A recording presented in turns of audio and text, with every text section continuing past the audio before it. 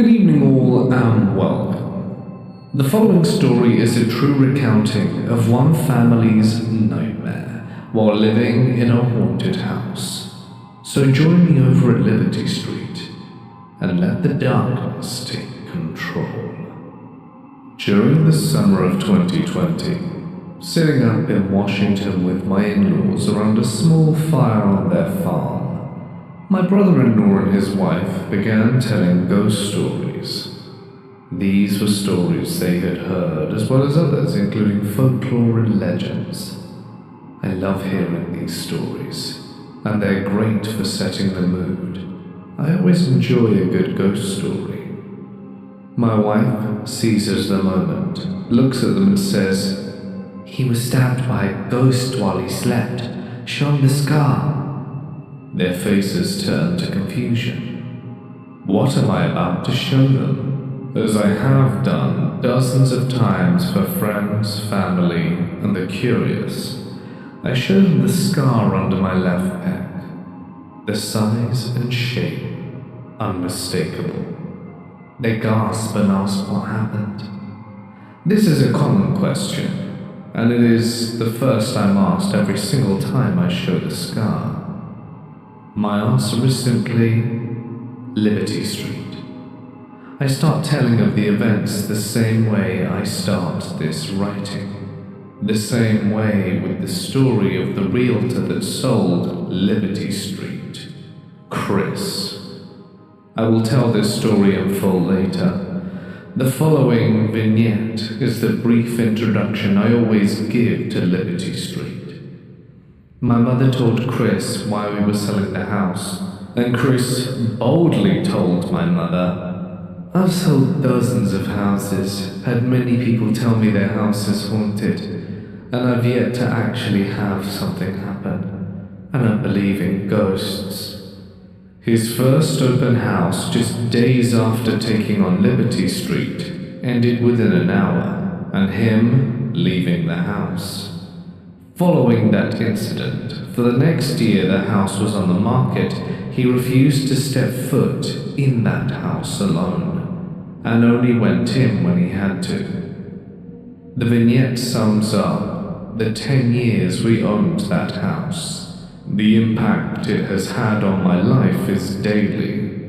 Every nightmare I have takes place in the same setting, Liberty Street. The paranormal does not scare me. I do not mind going into a haunted place and seeing if I can find a ghost. And I do not mind watching documentaries on the subject of ghost hunting shows. Aside from the physical scar given to me by Liberty Street, I will forever carry an emotional and psychological scar, one that only manifests itself in my dreams late at night. I do not dream about what happened, but they are always about revisiting the house and trying to escape it, as we did in the fall of 2003.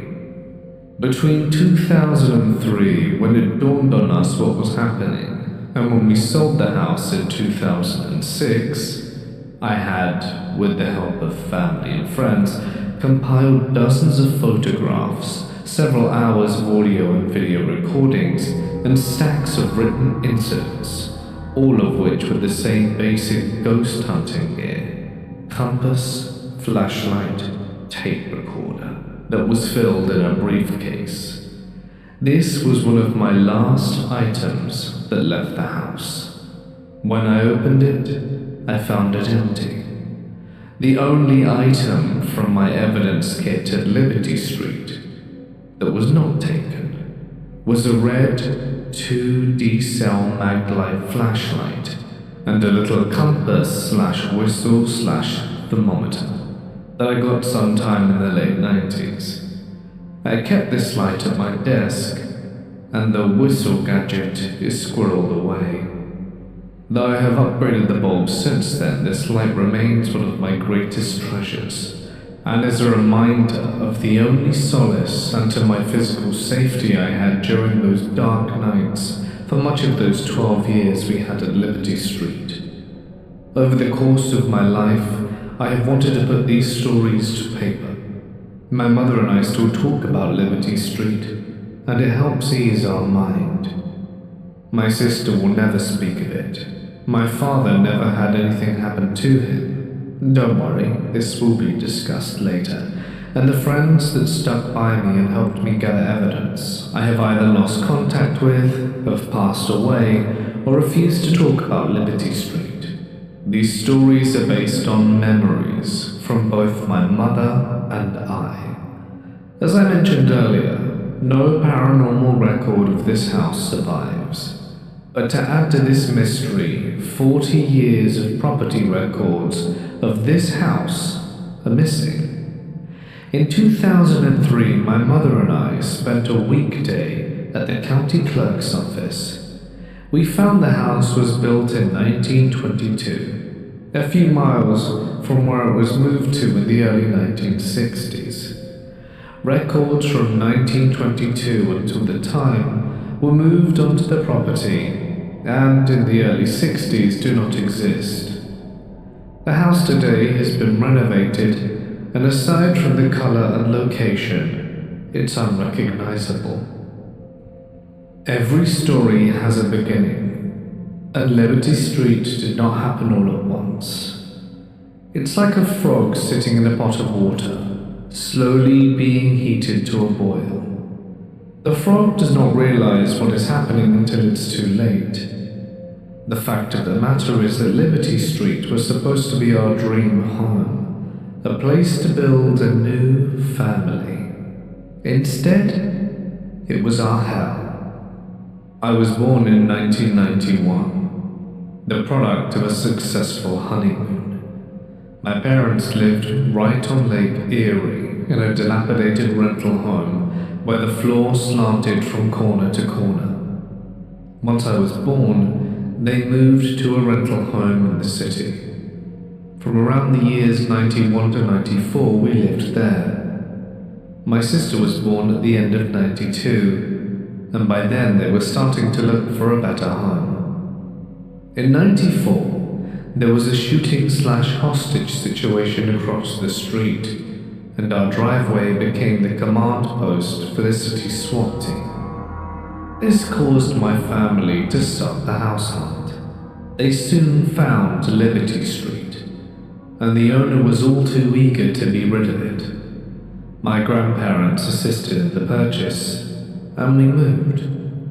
With 2 young children, the fact it was behind the local elementary school was perfect.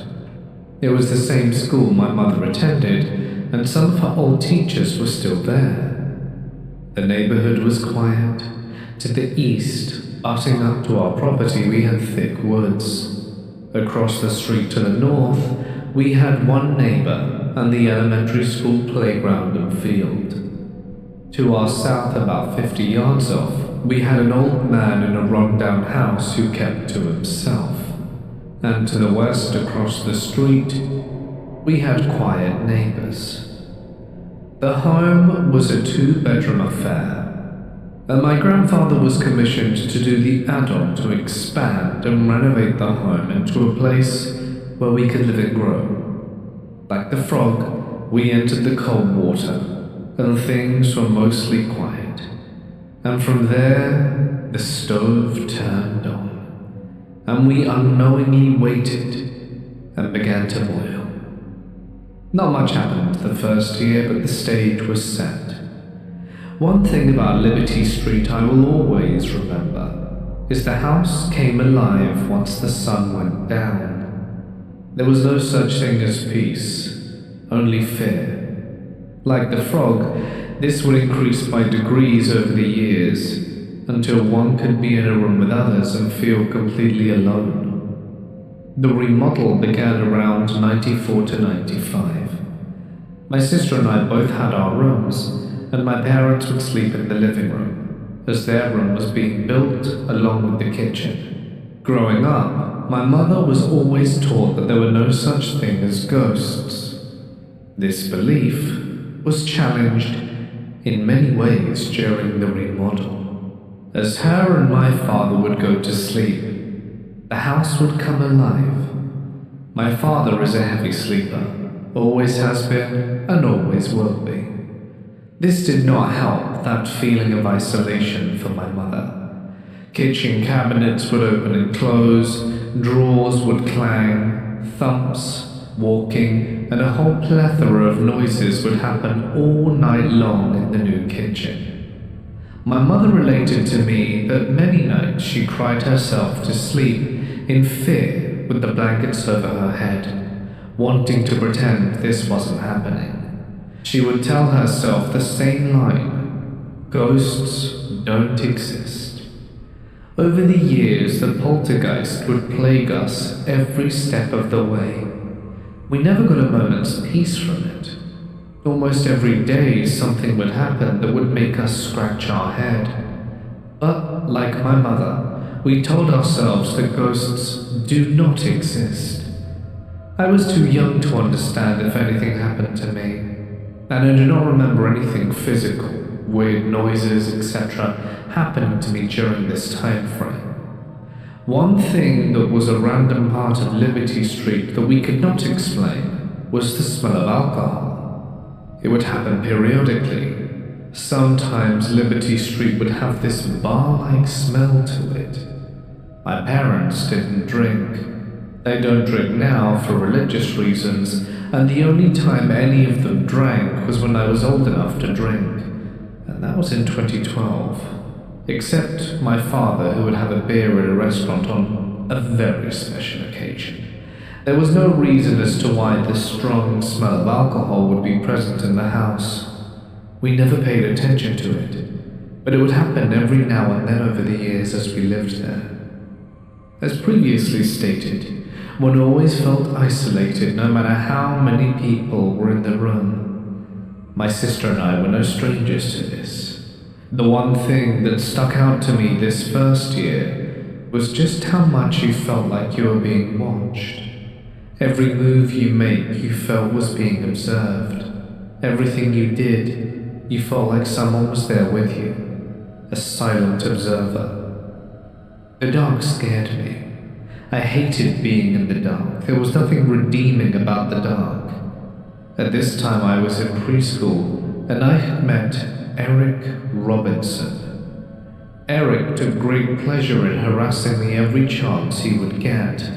He would eventually graduate high school with me, but he was the first ever bully I had. He would tell me that monsters were going to get me, as would aliens. I chalked up the feelings as the monster, and my mother spent many a night doing what she could to get me to sleep.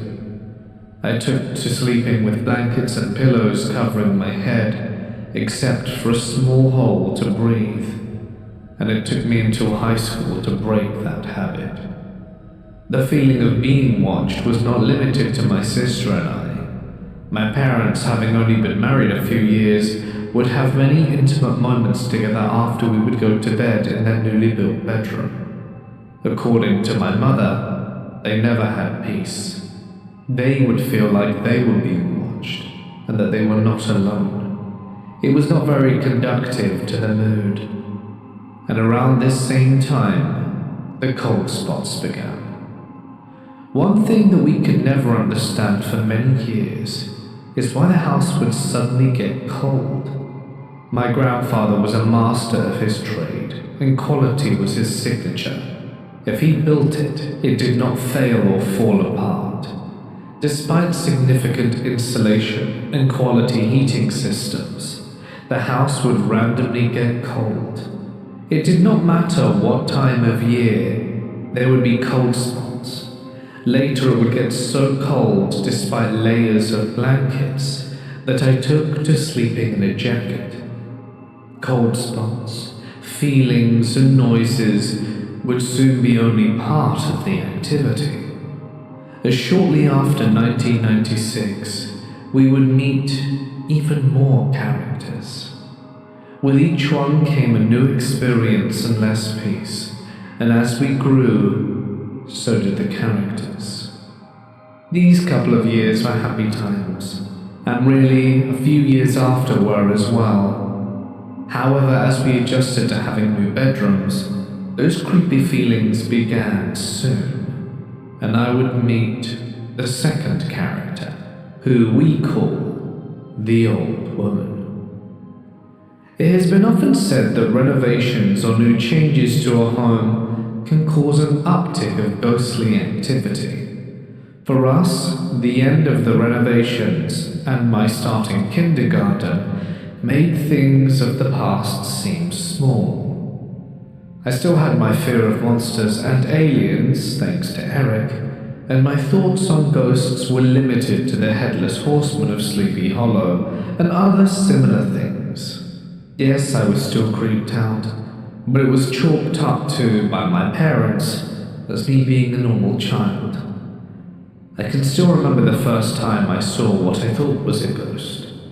I was at my grandparents' house, as my parents were having date night to themselves. The next morning I woke up at around 5 a.m. and went to their upstairs living room. I looked out the front window and saw a car go by. I thought I saw the car disappear. Then I heard thumps and other noises coming from the bathroom behind me. I was running back to my room past the bathroom when I collided with my grandpa as he was leaving the bathroom after getting ready for work. For many years I was convinced the car was a ghost, but I now think it was just young me imagining the car disappearing. Liberty Street would soon yield similar encounters, but unlike the above story, the reality was much different. My wife jokingly called me a crusty old man, partially because she is 9 years younger than I, but also partially because I'm very set in my ways. Things have to have their place, and I have certain dislikes that just do not seem to make sense. One dislike I have is of bunk beds. That want nothing to do with bunk beds. I can sleep in them, but they have to be open, with no weird cubby space related to them. This is of course because of Liberty Street. Another quirk, closet doors must be shut, and the hatches have to be battened down before bed. I hate adjusting to moved furniture in my bedroom. At Liberty Street, moving furniture in the bedroom brought on new and interesting terrors. As well, there needs to be some space between my bed and a door. I have adjusted our current position next to the door, but only because this is the only place our bed will fit, and there is a second person sleeping next to me. My quirks began when this new chapter of Liberty Street begins, with the Old Woman, and she is the reason I have to have space with doors. This is the first true ghostly experience I have had, and it happened in the middle of the night, one random evening. The foot of my bed was facing the door, and I felt it before I could see it. The room grew quiet, and my eyes suddenly fixated at the bedroom door. I sat up confused as to why I was feeling this.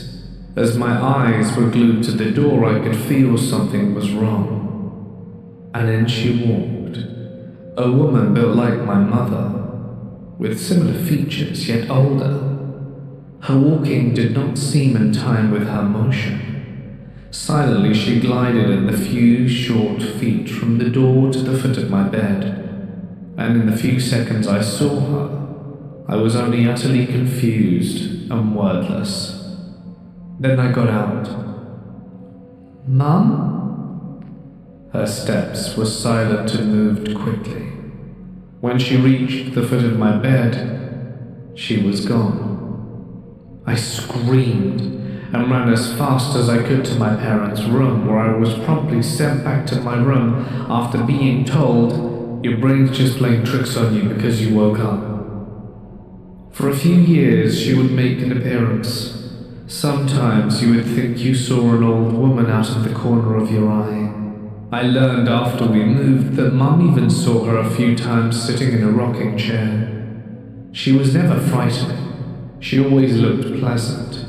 She would have a nice little smile, and always as soon as you saw her she was gone.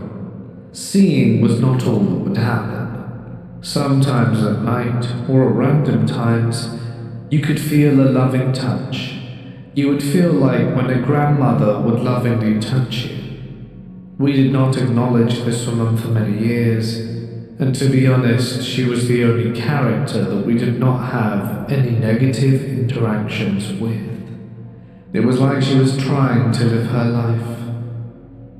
One of the most frustrating aspects of Liberty Street was the fact that friends would stay the night and never want to return. In elementary school, I had a few friends that would hang out with me, and it was consistently limited to Brian Cartman, Jimmy Davis, Dustin Rogers, and David Johns. David stopped talking to me after his encounter, another story much later. Dustin is now passed away, having taken his own life a few years ago after a troubled life filled with addiction. And even after The Great Hunt, explained in a later chapter, he stopped talking to me. Brian Cartman still looks on The Great Hunt as a separate hunt we did with fondness. But then again, he does love this stuff. I never quite figured out why until I reflected on Timmy Davis. The overall experience of being a guest at Liberty Street can be summed up as Timmy summed it up. Timmy and I never spoke of the Grey Hunt again, but anything that happened to him was only spoken to me, and in hushed tones. His mother and my mother still talk every now and then, and his mother knows we left Liberty Street because of everything. She has repeatedly said over the years, "I've asked him if he's had any experience there and he gets all quiet and says I don't want to talk about it." Even my old nemesis, Eric Robertson, and I tried to get along, and he came over once. We'd pitched my dad's issue tent in the basement and played video games until 10 p.m, which was late for a first grader. I slept pretty good that night, but Eric didn't. In fact, the next morning, Eric wanted to go home as soon as he could. I was puzzled because we had such a fun night playing Super Nintendo. I asked him later why he didn't sleep well and why he wanted to leave so quickly instead of picking up where we left off. He got very quiet and said, "I heard things. All night I heard things." I told him that it was probably Dad upstairs, as he would stay awake until midnight every night.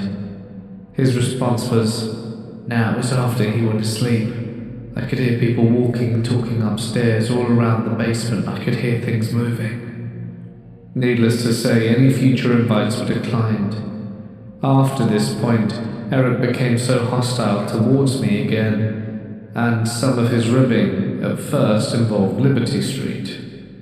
I do not blame anyone for not wanting to return, and I don't blame anyone for not talking about what happened. Unfortunately for us, we didn't have the option of leaving yet. Every family has their sibling story.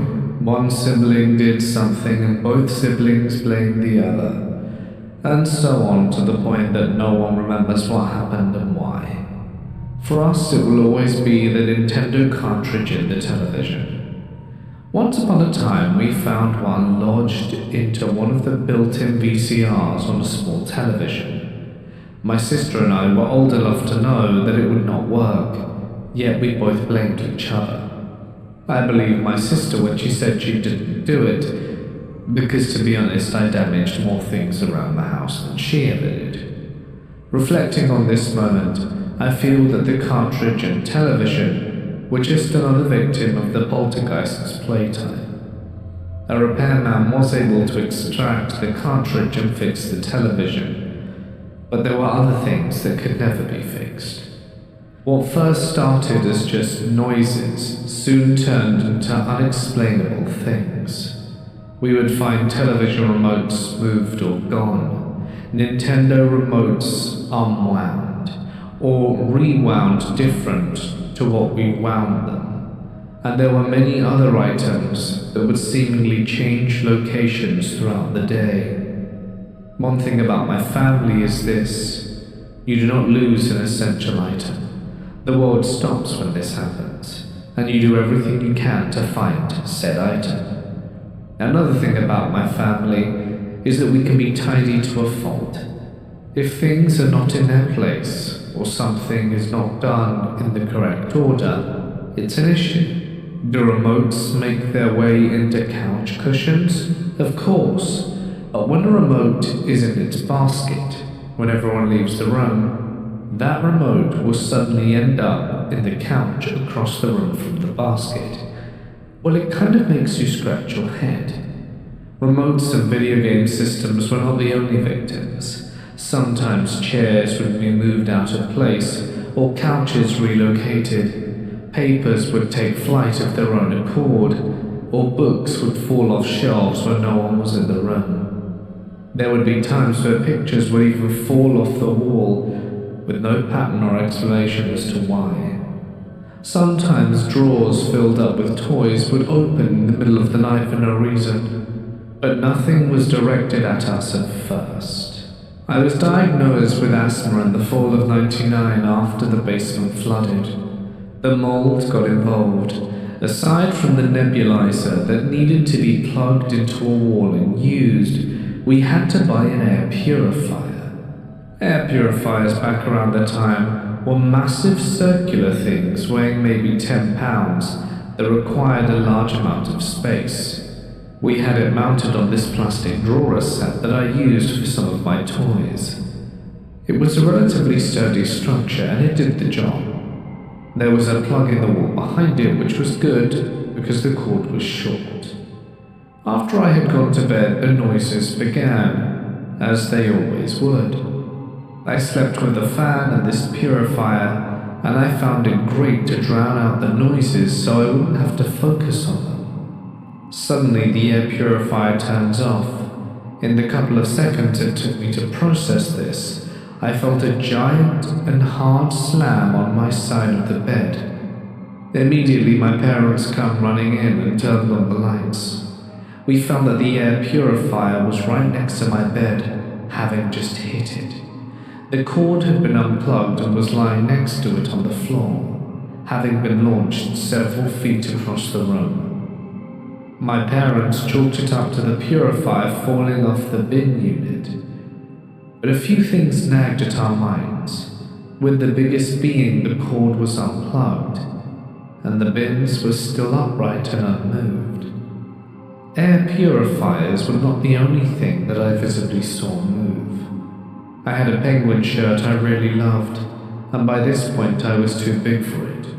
I had gotten this shirt when I was a few years younger, so we pinned this shirt to my closet door. The shirt would sometimes start to breathe.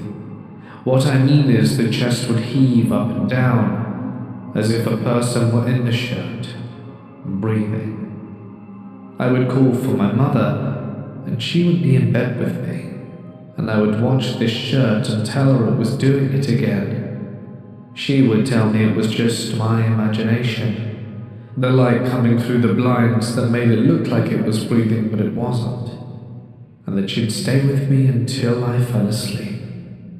Many years later, when we had the discussion, she would admit that those times she told me she didn't see anything, she was lying so that I could go to sleep, and that she was actually terrified to be in my bed because she was seeing the same thing happen in front of me. In the early years, it was just a nuisance. But as time continued, it would become even larger, more complex, and even more dangerous and targeted.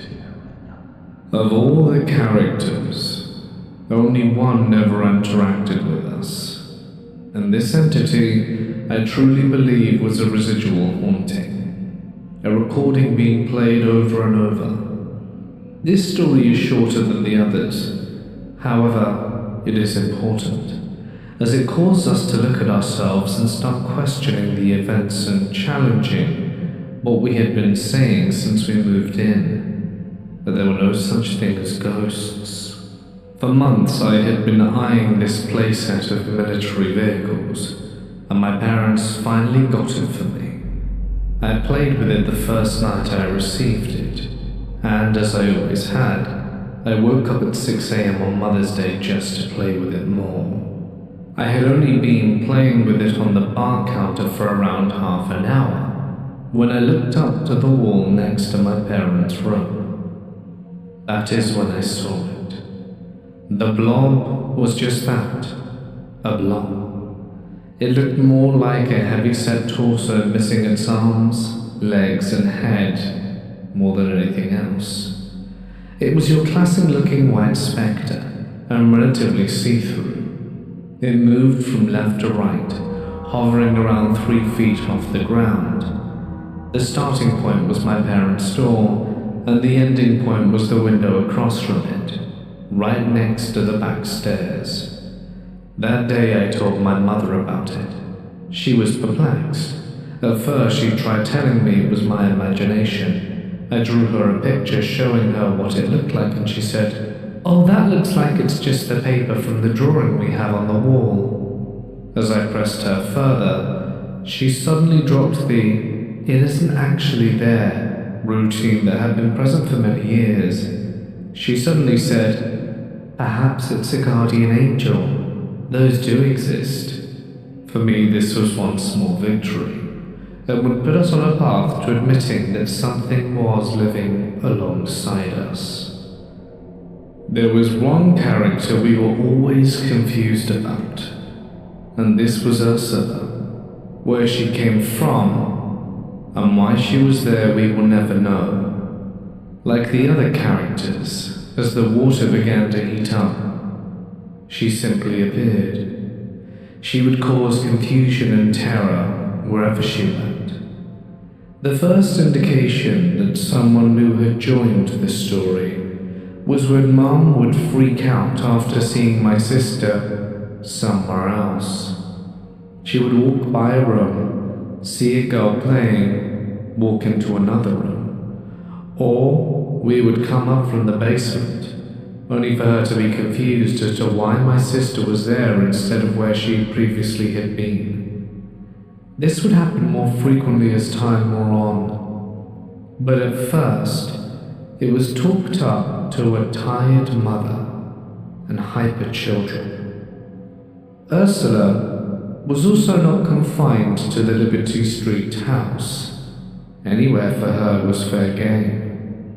Her distance would sometimes increase as the intensity increased, but in the early stages she would stay near the house. The side yard was her favorite spot, and the tree located there was her favorite tool. During the summer, our favorite activities were hanging out with our Uncle John. Uncle John is Mum's older brother who lived with my grandparents. He had no interest in having friends, having children, or getting married. He took care of my grandparents. He would do all their yard work, help my grandpa out in his shop, and help run the home. He also loves books, all kinds of books. When he and my grandpa moved in with us, we counted almost 2,000. He fostered Rachel and I's imagination. We always enjoyed when he would come over because we could hang out and have fun with him, and it would allow Mum to run some errands. One such errand run, Uncle John took Rachel and I over to the school's playground across the street. We were running and having fun. Mum was out and due back any time. When she returned, we went home, and Uncle John had to leave. Mum was pale, flustered, and looking confused. But we didn't find out what was wrong at the time. And it wasn't until years later that she revealed the source of her discomfort that day. You see, when she pulled into the driveway, she saw what looked like my sister peeking from behind the tree. She smiled and went over to see her, thinking she was playing a game. As she rounded the tree, there wasn't a person in sight.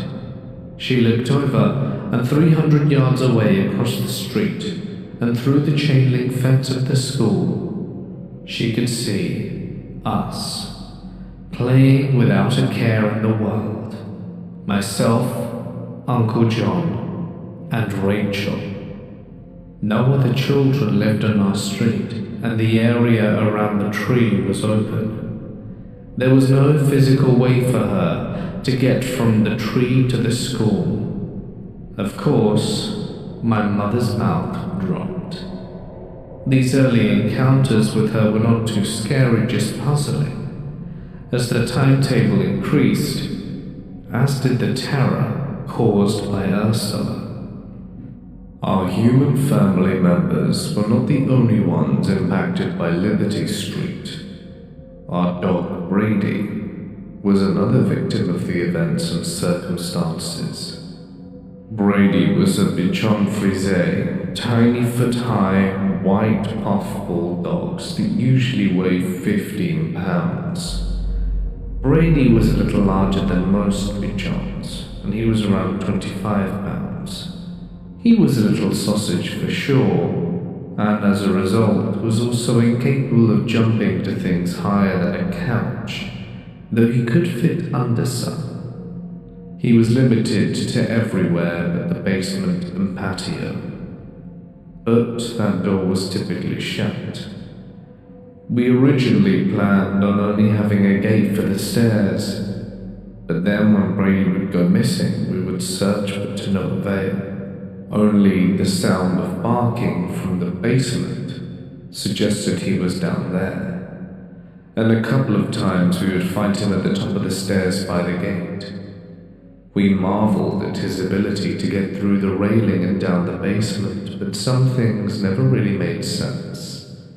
First, he was too poorly to fit through the railing. Second, the drop-off from the railing to the stairs would have been too much for him, and he would have fallen down the stairs. Third, the gate had no gaps big enough for him to even fit his face through. As well as a couple of times he tried to jump the gate simply collapsed, creating a ledge further out into the stairwell, for which only the drop would have been almost instantly fatal, and scared him. To make the point quite clear, there was no way for Brady to get through that gate without us knowing, and to hinder him squeezing through, we opted for a plexiglass covering, secured the railing on the kitchen side so that Brady would not be able to knock it loose with his face. Any slight chance he was squeezing through the railing was now eliminated. Almost immediately, we had the same issue happen, and yet he would end up in the basement, despite any known physical way he could get down there. But then the mystery began to deepen. Sometimes we would find dog urine and feces in the basement, but Brady was back upstairs in another room asleep. This would also happen when Brady was in his kennel in the patio, past a locked crate door, a locked patio door, and a basement with the gate and plexiglass still intact. We got Brady around 99. And for the 4 or 5 years left that we lived there with him, this would be a continual experience. Within a year or so of us buying Brady, other things began to happen that we could not attribute to Brady. We began hearing this second dog in the house. Sometimes we would hear barking in a room and go into and rescue Brady, only to realize that he was in the room with us. Sometimes Brady would seemingly play tug-of-war with something that wasn't there. Other times, we could feel him playing under the couch while we were sitting on it, growling and shredding the underside. But when we would look under the couch, he wouldn't be there, realizing that it was still early in the morning and that he was still in his kennel. EVPs would capture close barking or growling from a dog, and later, photographs would show that the dog was an established character. Our family has a military tradition that goes back to the American Revolution and before. Most males in my family on both sides served in some capacity, never as commissioned officers, but mostly staying until they became NCOs. I spent 2 years chasing a commission in college, but due to asthma and internal politics, the ROTC unit sent the guy with scoliosis to the medical review board instead, and he secured a contract. Upon graduation, however, he was medically separated, his contract going to waste. A few years into Liberty Street, my father had just taken over as the platoon sergeant for his battalion's recent platoon. He would spend 20 of his nearly 23 years in the military in recon, either in the field 16 years or teaching it for 4, with the remaining 3 years in the military police corps as both a first company sergeant and company operations. And as is the theme for Liberty Street, small actions would become large actions. It started small. Plastic soldiers would be rearranged not into modern formations, but in files and columns from an older era. I would spend days setting up battles, only to find my position changed. My web gear would also change, with pouches changing sides. Then the noise happened. The sound of heavy shoes walking, orders being barked, and the sounds of shouting through a controlled yell. For example, "Wake up, let's go," being shouted early in the morning, and "Hey you," shouted randomly. Sometimes I thought they were my imagination. Around the time I began to be interested in World War I, it was a horrifying yet fascinating war to a young boy. Uncle John would get me books on the subject and would let me borrow his books as well. Additionally, my grandparents got me the World War I Doughboy G.I. Joe and a special edition World War I Pilot G.I. Joe.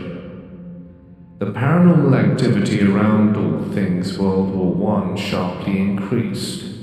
My doughboy would always have equipment rearranged no matter how I put it.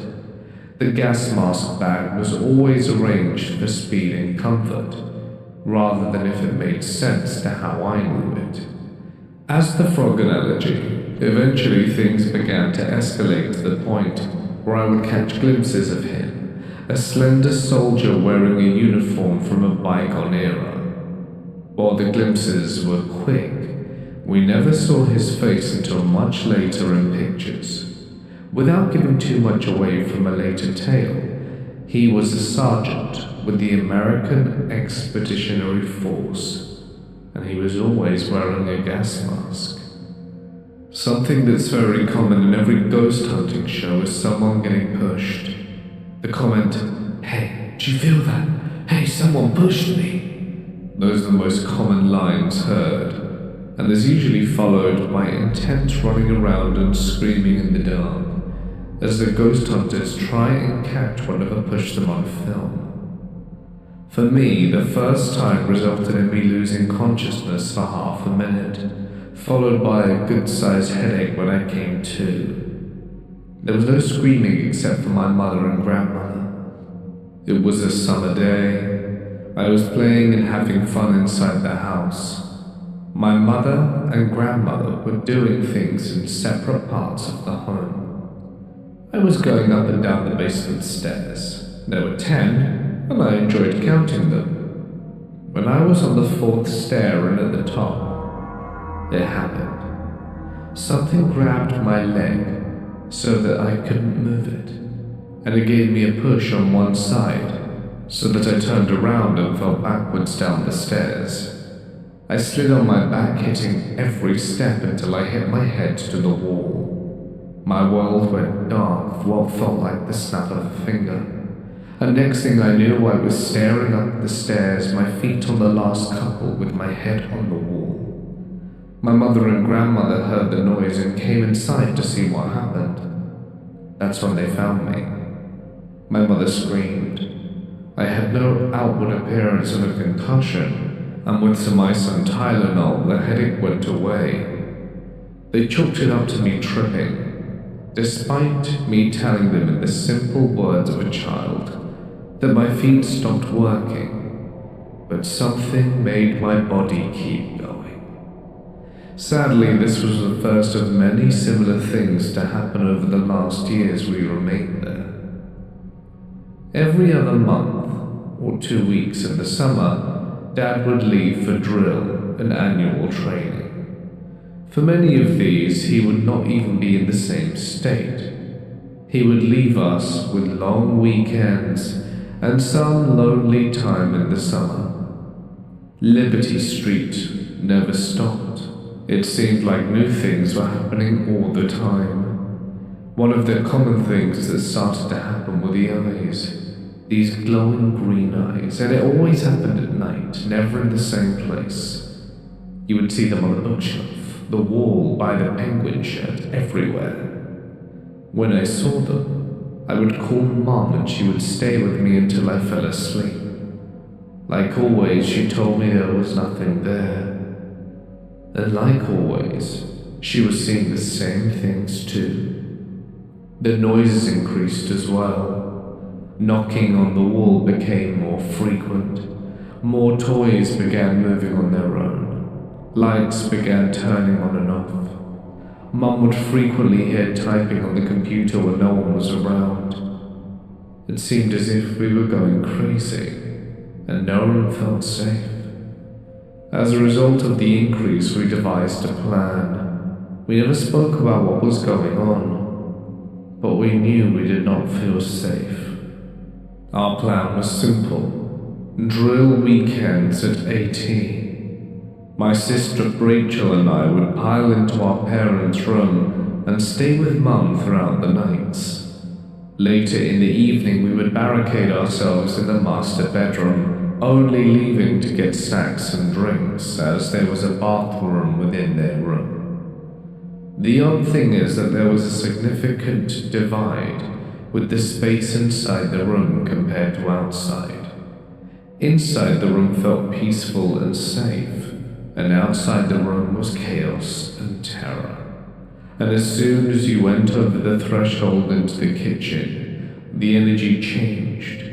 You would feel as if you didn't belong there, as if your presence was not welcome in any way.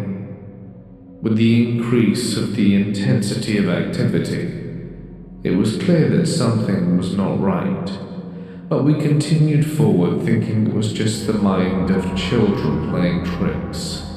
But the increased pace made one thing clear: the gaslighting would eventually need to stop. If there is one thing my parents were obsessed about, it's making sure the right lights were on and the rest of the lights off. Mum loves candles on the windows, in every room, and these were set on timers. The coordination of such was down to the second across all the candles. If we left the house, an entire sweep was made to ensure every light was off and every blind shut. Liberty Street can go from bright to dark in an instant, and our favorite activity was going for car rides. It was great around Halloween and Christmas when decorations and lights were everywhere. Our town was small, and most of the buildings were built in the late 1800s to early 90. And it being in the Midwest, the fall and winter was beautiful. We would go out for an hour or two, enjoying each other's company and the view. There was one problem though. When we would return, sometimes the lights would be on. Not just some lights, but every single light that we had would be on. This would cause a problem, as we knew we had turned off all the lights. What would you do? Call the police? They would think we're crazy. They'd have told us, "You just forgot to turn the lights off." So our only option was to handle it ourselves. As mentioned previously, Dad was a wizard at the invisible game. Lights on or lights off. He could melt into the surroundings. He kept his equipment in the car that was parked in the driveway instead of the garage. He would grab his car bar and make his way silently through the patio door. Clear the garage first, making sure everything was still in place. Then he would go room by room, closets, under beds and shelves, etc. He reviewed everything, but there was no one in the house. External doors were locked with no signs of forced entry, and keys never went missing. Everything was always in its place except for the lights being turned on. This was not a consistent issue, but it happened frequently enough. It was always a toss of the coin when we returned. The issue was not limited to our leaving, nor was it limited to the lights turning on. Quite frequently, random lights would turn on or off. We could be down in the basement and notice the backroom light was on when we hadn't been in the back room. Or if we were leaving a room for a bathroom break, we would come back and the room would be dark. Sometimes this would happen while we were in the room. The response was always, well, maybe you didn't turn the knob or switch far enough. This was a frequent occurrence and a frequent response. Something to add color to an unknown event. As the activity began to increase, one of the more disturbing bits of activity was the mimicking of other people. Many times we would hear something call out or say something, and when we would go ask them what they needed, they'd be confused. Nobody would be calling out for anything. Sometimes it would be subtle, but other times it would be plain as day, as we would never see the other person, but we would hear them.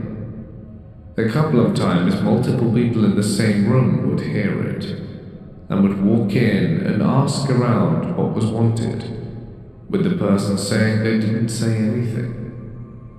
The best example is a situation that happened to my mum. While Mum was in the living room, she suddenly heard her mother walk in, and as plain as day announce, "Hello, sunshine," as she went to greet her as she always did. She was confronted by the fact that no one had walked into the house, and Rachel and I were in the basement. We didn't even hear this happen. She clearly heard someone come in and announce that they were there, along with other noises around this activity. But no one was. I am a sentimental person. I collect items, though my wife says I'm too sentimental with things. The only material items left from my experiences at Liberty Street are my flashlight and compass tool. This, however, is something that I will carry with me forever. When I die, this item will go with me, and no matter what I do with my body, it will stay with me. This is the scar that is on my left chest, right below my pec and over my ribs. It was the winter, and I was around 9 or so. When I would sleep, I would bury myself in blankets and pillows, and I would not move the entire evening because of the support from the amount of pillows and blankets holding me in place. This night I awoke in the middle of the night to a sharp pain in my chest. I, being 9 years old, didn't think about it, and went back to sleep. The next day I woke up and walked out my room. Mum and Grandmother were livid. On the left side of my white long underwear was a patch of blood. They tore the shirt from me, and on my chest was a relatively deep puncture wound. As I had not been moved that night, and had nothing sharp in my bed, I did not know how the puncture wound came to be. While this was a stab wound, it was not exactly that sharp of a knife. It was more of a tear and a puncture, yet it had the shape of a knife wound. This was a wound made by a dull, wider knife, almost like a butter knife. All knives were accounted for, and there were no signs that any of them were responsible for hurting me. Later we assumed it was the ghost of the soldier, but that confirmation would not come until much later. In 2018, I purchased an M1 Garand, and along with it an original bayonet. The bayonet used by the M1 Garand, the M1 bayonet, is a shortened version of the one used on the M1903 of the First World War. It is interchangeable between rifles.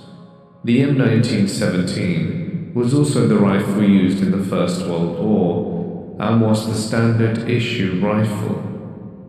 This bayonet is essentially the same in terms of dimensions to the M1905, except the mounting components are different. Typically in films you'll see soldiers sharpening their bayonets awaiting the charge or awaiting the amphibious landing. This is not the case. Bayonets up until the M7 bayonet used on the M16 and M4 rifles were issued dull. A bayonet was originally a stabbing implement. It was not fully designed for slashing. Additionally, it was found that a sharp knife will get stuck in the bone. The purpose of the bayonet was to go through bone, hitting organs on the other side. As a result, the bayonet was originally a dull blade which relied on a solid thrust by the soldier and the weight of the rifle to provide the necessary penetration. When I placed the blade of the M1 bayonet to my chest, it's almost an exact match to the shape and scar size left. It is with confidence that if I were to assign blame on one character, it would be the soldier. This event was perhaps the most violent and damaging thing that happened at Liberty Street. Yes, later we would get scratches and bruises and other random acts that would happen, and objects would break, and these little cuts, etc. would fade and were of little consequence. But this wound festered for weeks and bled constantly. It became infected and required continual cleaning and bandaging. When it finally did scar, the scar was noticeable any time I didn't have a shirt on, and continues to be so. To ascribe a position for this incident, it helped open our eyes as to what was going on around us, and opened up the possibility that things were not all innocent games. Of course, there was gaslighting. Your fingernails must have done it. No, my fingernails are trimmed. Maybe it was from your watch band. Now I don't wear my watch to bed. The ugly truth was, we just did not know. But we wanted to put our minds at ease. It would take almost 2 more years for us to admit that there was a problem. Seeing the blob a few more times and elf hunting would lead to this realization that something was there and that we would need to see it for what it was. Every child loves Santa Claus. Rachel and I were no exception. We also loved a good mystery, and I'll never forget the walk after Thanksgiving one year. Mum and Dad told us that following Thanksgiving, Santa would send his elves to spy on children with the intent to see if they had been naughty or nice. It felt magical, because now we had something we could try to find. It also provided an explanation as to what was happening around the house. Noises and activity were simply Santa's little helpers. So we assembled our equipment. We had a boombox that could record sound, and we had an old video camera. Sometimes we would use disposable cameras to take pictures, and we always had material to write down evidence. Our parents were thrilled. Not only would we behave, but we would also occupy ourselves on a snipe hunt. I fully credit elf hunting to our finally admitting there was a problem. Rachel and I set about our hunts with fervor, and we perfected our techniques. At first we didn't get anything, or what we did catch was tainted due to Mum setting something up. But one December day that changed. It was a snow day. We were home from school, Dad was at work, and we had nothing to do. We decided to do some elf hunting. We decided that we would leave the old boombox recording in the basement for half an hour to make sure things were not tainted. Us, along with Mum and Brady, locked ourselves in the master bedroom. The reason for this is that this was the only room not over the basement, and as such, if we were quiet and sat on the bed for half an hour, nothing would pick up on the recorder except elves. We were snowed in, and our neighbors were not close and were reclusive, so we didn't have to worry about outside noise. After the half hour was up, we retrieved the boombox and tape. We expected 30 minutes of silence, and around 10 minutes in we heard talking. There was a conversation between two individuals. The pitch was a little higher, but we couldn't determine what was being said, and there was laughter. A few minutes later, we heard similar. The recording sounded as if something happened right next to the boombox. Rachel and I were thrilled. Mum, on the other hand, as we learned later, was not. This success emboldened Rachel and I as we stepped up the pace. We caught similar recordings at later periods, but we never caught anything of quality.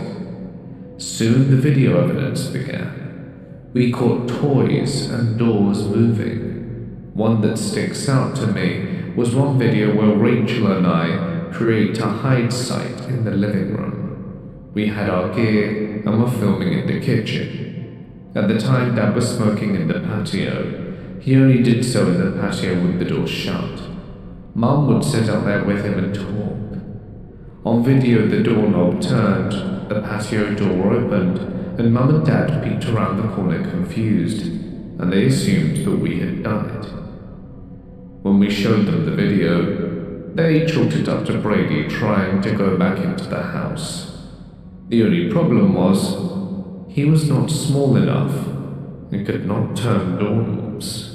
We kept up the game and more evidence came piling in. Tape recordings, videos, you name it, we caught it. And we thought for sure that there would be elves. When the question in school came up about belief in Santa, we proudly chimed in he does exist and that we have proof. Of course no one believed us, but recording phenomenon caused us to evaluate some things. And soon we would have to have the talk and admit there was a problem. In a 12-step program, the first step is admitting that there is a problem. To be very frank, we could not discuss the situation without constant gaslighting. It's nothing. You're young and imagining it. It's a guardian angel. Nothing to be afraid of. They only come to visit every now and then. It's Santa and his elves. There were nothing but excuses in the replies.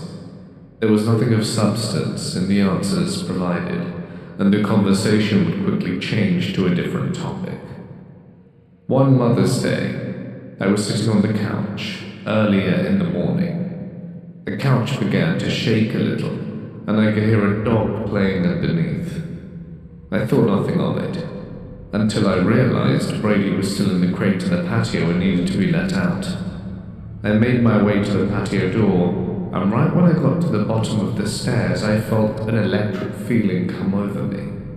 I turned to catch the blob moving no more than 4 feet behind me. I was scared, but I took Brady out. I knew that it was time to have the talk. I was getting older, was around 11 or so, and ghosts were becoming a more common thing at school, as there were stories about ghosts in the library, etc. Everything that was happening pointed to one answer. Liberty Street was haunted, and we had ghosts living with us. At some point, I pulled Mum aside and we had a talk. I told her what happened. Maybe it was Brady. I told her how Brady was in the crate. Well, maybe it's a small earthquake. No, nothing else was moving and I heard a dog. Guardian angels visit sometimes, and they aren't scary. But all the time? Why are we scared? Maybe it's the elves? But it's not Christmas time. I don't know. What about ghosts? I chimed in. What if our house is haunted? I was met with more silence. I could tell she didn't want to answer that question, and after a few minutes she admitted that she had experienced a few things very similar to what we had. That while staying in our room she experienced the same things we were.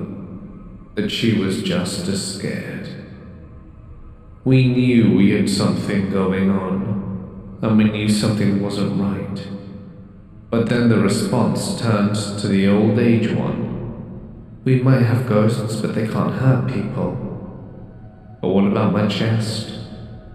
We didn't want to entertain that thought. Our admittance and this new thought, our lives were about to drastically change, but at least we could finally admit that something wasn't right. The new saying was ghosts can't hurt you. It was a step in the right direction at least. We were admitting that something was going on. But what could a ghost do to us? They can't hurt us, just cause mischief. At least, that's what we said, and what some of the children ghost story books at school said too. Like always though, Liberty Street would make us eat our words. And soon the final character would join the show. The feeling of Liberty Street changed significantly after admitting that we did have a ghost issue. Like in any game, there is a final boss. Liberty Street loved playing games, and after admitting the reality of the situation, Liberty Street's final boss made an appearance. We eventually called this character Cousin It. To describe Cousin It, he was a tall shadow figure. Unlike many reports of shadow figures, this one, not only did you see out of the corner of your eye, but he was right there. All hours of the day he could suddenly appear, and you'd see him. Even if the room was dark, he was darkest still. And I've always thought of him as the ringleader of all the characters. He was the center to everything in the last chunk of our time there. His first public appearance was the middle of the night. Rachel had left her room to use the bathroom, and on her way back to her bedroom, she was drawn towards the living room. As she stood in the hallway door, she noticed something in the living room, darker than the night around it. The darkness seemed to glow almost. Then she heard a laughter, and she ran back to her room and stayed there for the rest of the night. Not long after this, he started to appear frequently. Shadows of people would move without reason. A second shadow next to you that moved independently. A visible darkness that would take over parts of the room. The dark outline of a person that had no distinguishable features. Cousin It brought a new level of terror to Liberty Street. Though I had been stabbed by something previously, Cousin It brought new levels of experiences with him, and while we had stated that ghosts can't hurt people, he challenged this. After we had admitted that something was wrong, and after Cousin It made his appearance, we began to notice things getting more physical. It started small, a tap on the shoulder, a short tug on clothing, and other similar behavior. Shortly it would turn into things such as scratches, bruises, cuts, slaps, and everything in between. Marks would appear overnight, but nothing would wake up for it. Until this period, my parents were relatively immune to the touching. It was during this time that Mum had her first major touching incident. As she stood in the bathroom getting ready for the day, she felt two hands press on her back. They had such force that it physically moved her and pushed her into the sink. This incident still stands out to her as it was unexpected, and the force behind it was something she had not fully experienced before. Another example of this increase was when Mum discovered a large, welted and bruised handprint on Rachel's back. When asked about it, she was not aware this had even happened. When asked if this was from school or from me, she replied that it was not. Knowing Rachel, if something had done this to her at school, it wouldn't have ended well for that person. She has always been a capable fighter and is not afraid to stick up for herself. And additionally, while her and I have had some physical fights when we were in our single digits as younger siblings do, they were never bad enough to leave marks, and she was not afraid to tell in such situations. Handprints began showing up with more severity and frequency. If there is one thing that we would get in trouble for, it was touching the mirrored doors that made up my parents' closet. Mum would get so mad if we touched it, and their closet was off limits anyway, except for hide and seek. Yet daily handprints would show up in different parts of the mirror and at different heights. Mum would clean these off, but more would appear. This applied to bathroom mirrors too. No surface was off limits. Ultimately, it was the touching that would cause our departure from Liberty Street in the couple of years after this section. In movies such as Toy Story or Small Soldiers, toys come alive when people aren't looking. There's nothing creepier than the thought of a doll coming to life, or a toy moving independently. As we've already touched on, this would happen at Liberty Street, but, as with everything in this section, there was an increase. Instead of toys quietly moving when no one was around, toys started turning on in the middle of the night or at random times, irrespective of batteries or power. Two toys that stuck out to me were the Boo doll from Monsters, Inc. and this electronic Godzilla toy from the 1998 movie. Godzilla would at various times either have batteries or not have batteries, but shortly after the arrival of Cousin it didn't matter. Some days you could hear him roam the spare room of the basement, or hear him walking. It was a small shuffle done by a remote control. He could only be activated by that remote control, and both needed to have batteries. Sometimes it did not matter what had batteries. He would still make his roar and do his walk. As with everything else, it slowly increased. Once a week, once a day, twice a day. The second, more chilling example is that of Boo. Rachel loved her Boo doll, and it sat in her room. It had a couple of different phrases based on lines from the movie. The first was Boo, second was Kitty, and the final thing was a little tune that Boo sang in the movie. One night as Rachel was asleep, she heard the doll exclaim, "Boo!" It woke her up. She looked at the doll, and as she was watching the doll, it lit up with Kitty. The next up on the list was of course the little tune, but instead it cycled back to Boo, and then Kitty again. She screamed. Mum and Dad entered the room and she explained what happened. They took the batteries out, explaining it was probably a short in the wire, and they went back to bed. Right after they left, Boo started singing her little tune. When Rachel looked at the doll, it went back into the Boo and Kitty routine. She screamed again. Mum and Dad came back and she hysterically explained what happened, and they got rid of the doll. In some action movies, individuals are shaken up when they find a previously unreleased picture of themselves on wanted posters or missing posters. It messes with their headspace oftentimes, and they have to come to terms with the fact that they're being hunted or watched. Such was the case with Liberty Street and the flying pictures. We've always had family photos on the walls and tables. Most families do. However, in the later years of Liberty Street. These would be used to target certain individuals. The best way to explain it is you would typically find your picture messed with, or sometimes someone else's.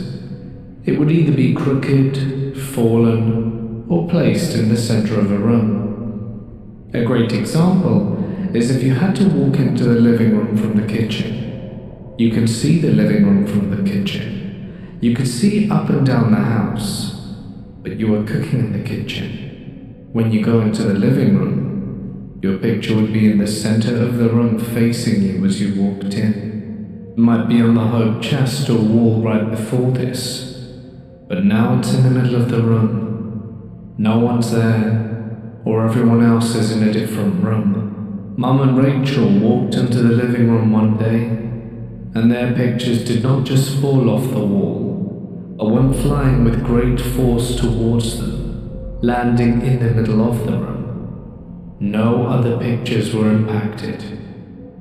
The feeling when these things would happen is dread. Why is it my photo? What's gonna happen to me? There was never a clear answer, as sometimes nothing else would happen to the person in question. But other times, many things would happen. By this point it was unmistakable that things were happening. This was around the middle of 2002. The last year and a half of us living at Liberty Street was upon us, and in addition to the little things, some bigger things were about to happen. Almost every horror film has a part where the protagonist has something that goes missing. Mostly it's something small, such as a trinket. And Liberty Street was no stranger to missing items. We always had things go missing. My parents are very organized people. Things just don't go missing. Many a times it was water guns or Lego creations. One minute they'd be in the room, the next they'd be gone. Sometimes things would turn up in other rooms minutes later. Other times it wouldn't turn up at all. The most expensive item to go missing was Rachel's Adidas jacket. Even while picking up and moving, we never saw the jacket again, and it belonged to us for only a few hours. It was time for back-to-school shopping. My mother and grandmother took us to the store, and afterwards we got our customary McDonald's and brought it home. Rachel really wanted this Adidas jacket, and they obliged. We set the jacket on the back of one of the bar counter stools, ate McDonald's, and went about putting some things away. We had one coat closest to the patio door by the fridge, and figured we would put the coat away once everything else was done. But when we got back to the bar counter, the coat was missing. We wondered who put it away, but it was only the four of us, and we were all in the same room. We checked the coat closet, but there was nothing. Searched other rooms and closets, turned up nothing. We searched in places such as the back room, the master bedroom closet, etc. The coat had vanished. Rachel was devastated. We knew what had happened. Rachel felt targeted, especially since the addition of Cousin It, and she was scared. When we packed up to move, we searched every nook, every corner to no avail. Every box was opened and reviewed. Nothing. We never saw it after the day we brought it home. Rachel has yet to wear anything made by Adidas since that point, and has cited this as the reason why. This was the largest thing that went missing. By this point things were beginning to heat up though. We would still have some time left at Liberty Street, and the time grew shorter. If there was one way to describe David Jones, it is that kids wanted to be him and hang out with him. He was popular because his parents could afford the best stuff, and he knew how to play politics. His dad was a property lawyer, and his mum the school nurse. David was quiet, but but not very loyal to anyone but himself. If he came over, you were one of the cool kids. For a little while, David and I hung out. Was I his go-to choice? No. I'm pretty sure he associated himself more with Eric Robinson and Timmy Davis almost every day of the week and almost every weekend. And I only got a small sliver of that time once upon a great moon. It was a big deal when David came over, and we had some great times. The second to last time was probably the best. After playing much in the way of video games, we decided to prank my dad. Dad loved having fun with us, especially if it involved using some of his work skills. So David and I put the plan together. We would set booby traps in the office consisting of string mostly and do similar things. We made it to the office and were in the process of setting things up when we got caught by Dad. We laughed and had a wonderful time. Rachel wanted in on the fun, and we agreed that next time she could. We decided to do this again a few weeks later, only this time it would be terrifying and the straw that broke the camel's back for David. The evening started off much the same. We had pizza, watched some movies, and went down to the basement to play some video games. For sleeping this time round, we decided I was going to take the couch, and he was going to take the single-sized bed that was down on the opposite side of the basement. The couch would see the stairs in the entire basement. The bed was against the far wall and could not see around the corner. We were going to prank Dad but felt too tired, so we decided to go to bed after playing some games. Rachel was disappointed. Around midnight I could hear tiptoeing up the stairs. I counted the stairs off in my head. 1, 2, 3, 4, 5, 6, 7. I put my light on the stairs. You could see stairs 7 through 10, as there was a railing of sorts at the base of the stairs, and caught Rachel in the beam. We told her, "Nice try, but we're going to bed." I heard her go up the stairs into my parents' room. Around 15 minutes later, we heard it again. I counted again, 1, 2, 3, but was surprised when I heard step number 4 be the floor of the basement. I turned my light on. "Rachel, this isn't funny, go to bed." There was no one there. I could hear someone's presence. What I mean by this is I could hear the residual noise a person makes when it's dead quiet, and you can hear the natural functions of the body, such as light breathing, the sound of clothes rustling against an adjusting body, the sound a mouth makes as it adjusts. This person was standing at the base of the stairs. I couldn't entirely rule out Rachel. Then the footsteps began again. They walked up to the table that was 6 feet from me. No one was connected to those footsteps.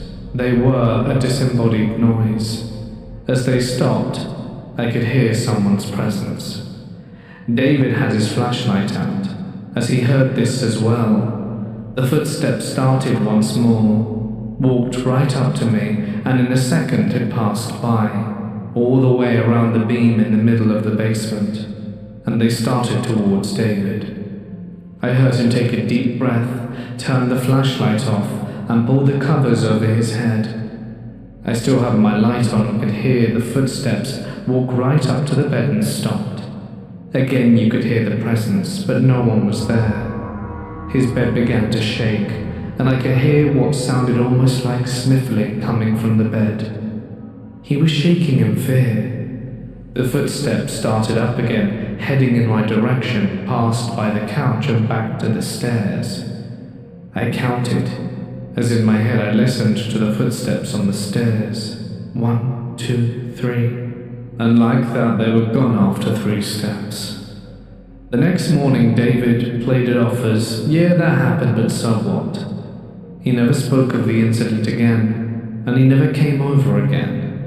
He became yet another person who decided Liberty Street was too much for them. Several months later, during the Great Hunt, David was sick. despite receiving an invitation and accepting. My guess is that he knew what was going to happen and decided it was the only way to save face. Honestly, after what had transpired during the Great Hunt, it was probably for the best. There are only 2 people from elementary school that I still have any kind of contact with, Timmy Davis and Brian Cartman. We both enjoyed our fair share of bullying as we're both on the larger side, and enjoyed the other things in life such as the paranormal. By this point, I was already done. We recently caught up and discussed things such as our favorite hunts over the years. He had some good ones back home and caught some good paranormal evidence. And all of this started from one book, How to Find a Ghost by James Dean. By this point it was already out and done. We, my mum, myself and Rachel believed our house was haunted. Cartman loved the paranormal and enjoyed listening to some of my tales about Liberty Street. He had a few things in his home happen to him, but of course nothing quite on the same scale. Our 6th grade teacher, Miss Monroe, encouraged curiosity and exploration. She maintained a great library of books on subjects ranging from mummies, bog bodies, Egyptians, and even Arctic mummies, the old legends and mythology. One book she had piqued our fancy, How to Find a Ghost. The book provided a simple background on different types of ghosts, leaving out anything that might be malevolent, as it was geared towards children, and set out tradescrafts such as what we would need in our ghost hunting kit. And while we had some evidence from elf hunting, I decided we would need more. I assembled my kit of a 2D cell mag light flashlight to detect fluctuations in magnetic energy similar to an EMF reader, some laser beam alarms, cheap, fun spy gear sold in toy stores, some string and tape and a notebook for writing material, tape recorder, and a small grey whistle / compass / thermometer combo tool I got for Christmas one year for Cub Scouts. With this, I had the basics highlighted by Dean. I kept a clipboard and paper by my bedside and the rest of the kit in a briefcase that Dad gave me. I still have the flashlight and combo tool, and both have proved handy to me over the years, not just for hunting ghosts. The theory is set up by Dean is simple.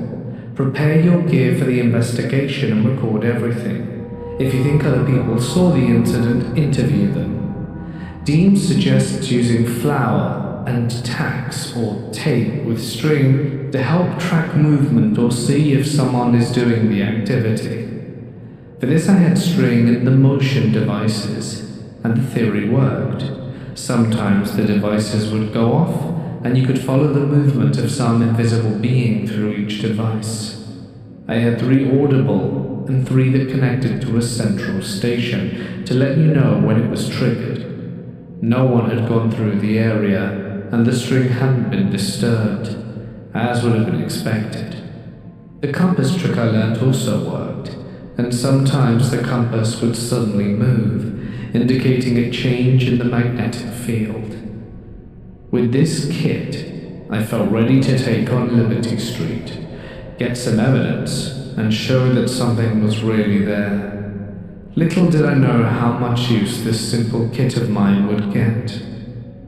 There are 2 books that have had a profound impact on me. The first, and a different one, called Ghosts, Ghostly Tales from Folklore by Alvin Schwartz, and written for very young children. I have already detailed how Dean's book influenced me.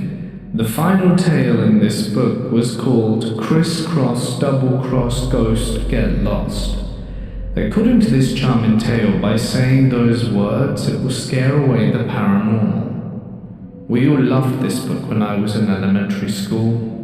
We would read the stories from the book every chance we got during the library. We were intrigued with the tales of haunted houses and other scary goings-on. So between the first book, this story, and our interest, we decided to have fun and prove once and for all that Liberty Street had ghosts. It was a nice day near the end of March. My friends and I were going to have a party, as only sixth graders can. Cartman, Timmy, and Dustin were going to come over, have fun, and hunt some ghosts after everyone went to sleep. They arrived at 3. David, as we know, was invited but claimed he was unwell. I had assembled the kit prescribed by James Dean: flashlights, a small stick camera, tape recorder notebook, some chem lights from Dad, and an old military-issued compass to use as an EMF reader.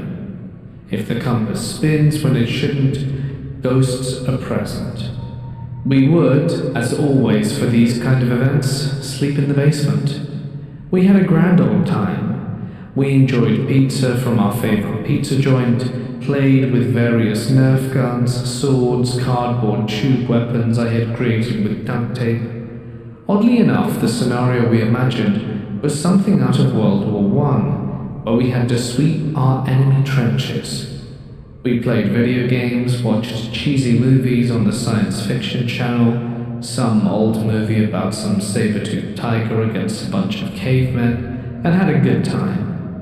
We never really had a full plan on how or when we would do hunt, just that we agreed to keep the camera in a central location with a new set of film. The plan was really, okay, when weird things start happening it will be go time, so we continued on. The night would never be peaceful. We were not as prepared as we thought when the first thing happened. It was when we were playing with some toys next to one of our cots. We noticed that the sheet and blanket on the cot had been turned down, as if ready for someone to jump in and sleep. Dustin was unaware that this had happened. The night turned quiet and serious. First blood had been drawn. As per Dean's instructions, we began collecting ghost reports and writing down our actions. No one saw a thing, but we still documented everything. We opened the old briefcase, got out our stuff, and just waited and listened. My dad went to sleep, and as usual, Liberty Street came alive. It was Cartman who heard it first, followed by me, then Timmy, and Dustin was, as with the sheet incident, unaware. Someone was walking around upstairs. We could hear the floor creak. Bravely, Cartman and I went up the stairs, only to find the living room above us empty. We went back downstairs and related the tale to Timmy and Dustin. Timmy was scared, but not enough that he wasn't his happy-go-lucky self. Cartman was eating this up because while he had had some things happen to him in his home or at school, he had never had so much happen in such a short time. Dustin was disappointed. He had missed both things and desperately wanted something to happen. Within half an hour, things died down. Dustin sat at the base of the stairs for a few minutes looking up into the kitchen, and we asked him what was wrong, and his response was, "I want to see a ghost." We all went over and brought him back to our main area, where we had some plastic soldiers set up. When we got back, no more than 60 seconds later, we noticed a good chunk of stuff had been moved. Soldier formations were not the same as how we left them, and items lay across the room and had been moved as well. Like Timmy's bag ended up in Cartman's cot, and my flashlight ended up in Timmy's bed. The camera was still unused. We didn't want to waste film in case of the big one. That is, if suddenly the room got super cold or something major happened right there in the basement. So we continued on. When boys eat pizza and drink soda, we must let it out. There was no bathroom in the basement, so we had to use the one in the living room. We decided to go as a group. It didn't matter who had to go, we all went. Timmy was last in line. He wanted to pull security. I took point, and the four of us went to the bathroom. Timmy was all smile and joking until we got to the top of the stairs. Afterwards, he went deathly quiet and pale.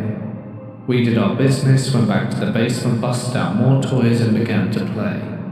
But Timmy was quiet. We asked him what the matter was, and he said about 30 minutes later, "I saw a ghost." We pressed for more details. One thing I had never spoken to anyone was specifics about patterns, locations, or actions about any of our characters, as specified in the James Dean book. So Timmy drew out the character, its actions, and route taken. When we were in the kitchen, less than 15 feet away from us was the blob. Timmy described it perfectly down to the smallest detail. It started at my parents' door, moved silently to the window and vanished. As he was the only person facing the rear, he was the only one to have seen it. The small details were things I had never shared with anyone outside my family, and after that, we used the camera quite frequently. Occasionally we would hear random things happening, such as drawers opening or something walking. But when we would go upstairs, there wouldn't be anything. We saw snaps and pictures. Dustin grew more anxious as the night wore on, as he had yet to have something happen to him directly. Everyone else had had their things moved, and he had not seen or heard anything. We continued and had fun, but there was a lingering feeling in the air. We were afraid to sleep. Timmy took a blank piece of paper and wrote down the words crisscross, double cross, ghost, get lost, and taped it above his bed. When it was close to 3 a.m., we retired for the night. If there's one thing about Liberty Street that was an issue, it was the factor of control. Things would only be seen if they wanted to be seen. Things would be heard if it wanted to be heard. There were no genuine coincidences. The characters would become frustrated and exact a do-unto-us mentality. Dustin was frustrated. He wanted desperately to have something happen, but the reality was the characters weren't going to just let it happen, and he spent all night in disappointment as we all heard things, and saw things, and investigated things. But nothing directly happened to him. Of all four of us, his stuff wasn't touched, and to be frank, he was slightly annoyed when he drifted off to sleep. It was as we were all sitting there talking, waiting to turn the lights off to sleep, that it happened. As Dustin lay there sleeping, not moving in any way, suddenly the blanket and sheets covering him lifted into the air. They were held there for a second, and it woke him up. His mouth dropped. The bedding was pulled off him up to his waist. We were all stunned. I ended up falling asleep as Timmy and Cartman continued conversation. Dustin finally got his wish, and he slowly drifted off to sleep too. We cracked a few cam lights and put them in the middle of everyone, and eventually the talking stopped, and we all passed out. When we woke up several hours later, we began packing up and preparing to say our goodbyes. When we left the camera, we had several pictures to take, and when we woke up and looked at the camera, ready to get rid of the last few items of film, we noticed that all of the film had been expended, yet the camera was in the exact same place it was when we left it. We did not take those last pictures. We asked for the 1 hour photo people to print every single one regardless of how it turned out. Not only did they ignore the request, but they said the last several items were dark and blurry, with a blurred green and yellow light source in the image. That light source was of course the chem lights. We knew the subject of those last several images had become us. The hunters became the hunted. This was the last hurrah in the basement. The coming summer we would turn the basement into my bedroom, and that was the final straw for our cast of characters, and it would prove to be our undoing. I had just finished up 6th grade, and was preparing to enter junior high. It was June 2003. My family decided that I needed a bigger room, that I had outgrown my bedroom. In some ways, they were right. So, it was decided I would get the basement to myself, complete with a queen-size bed, a new desk, a recliner, a new lamp, and plenty of space. And as I would soon learn, new horrors. The move was simple enough. I slept on the queen-size bed in the basement and moved all my things down there. My old bedroom became the den, complete with an old TV and a few couches. The closet was now used for spare blankets instead of clothes. And to be honest, I was excited about this change, the freedom I was given, and to have fun in the basement for a while.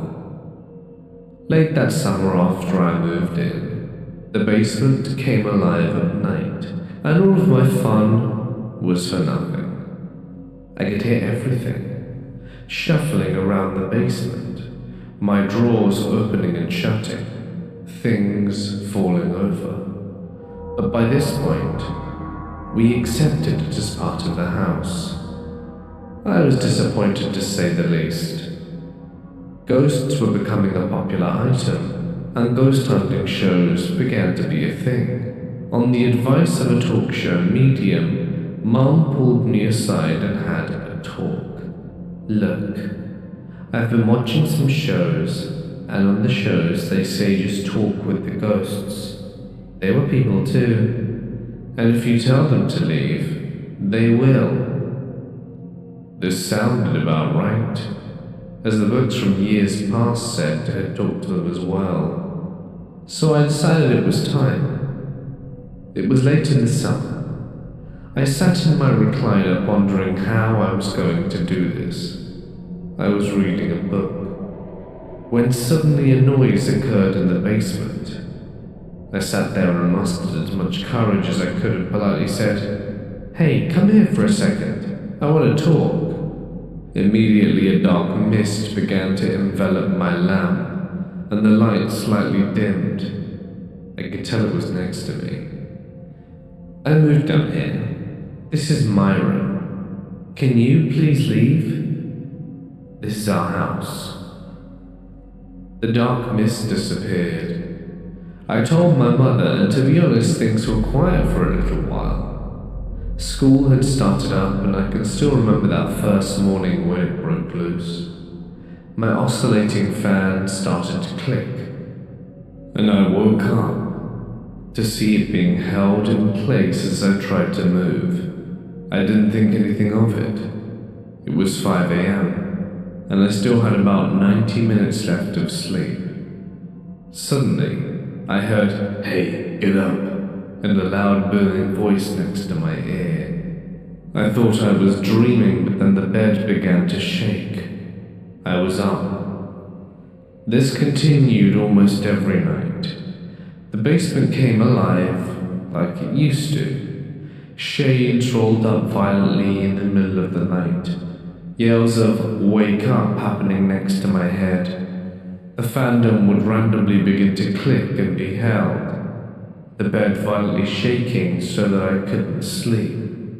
I would feel someone grab me when I slept.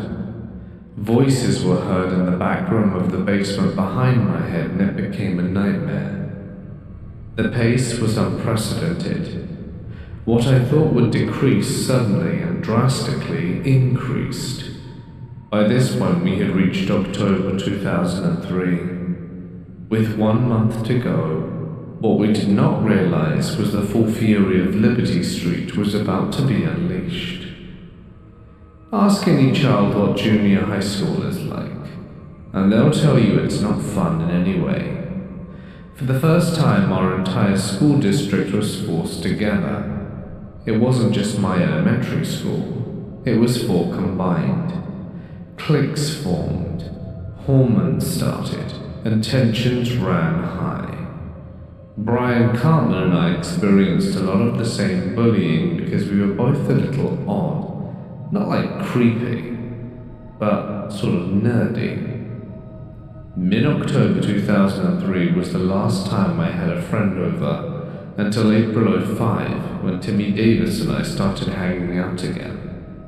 In the lunch line, Brian and I started talking about Liberty Street and remembering the Great Hunt. He had this idea. Maybe this weekend I could come over and we could hunt some ghosts and chill. I was keen on this. It was a few weeks before Halloween, and our hometown looked like something from a scary movie in the fall. So on Friday we made this happen. The rules were the same. We had a disposable camera in preparation, and were going to keep it in a central spot. The hunt was different. Nothing happened. Nothing at all. The house was quiet. We heard a few noises, but aside from that, nothing compared to the Great Hunt. We never really slept. Instead, we played games nearly all night, and sometime in the pre-dawn, we finally fell asleep. When we woke up some hours later, we discovered the camera had been moved. A few shots had been taken. We took no night photos.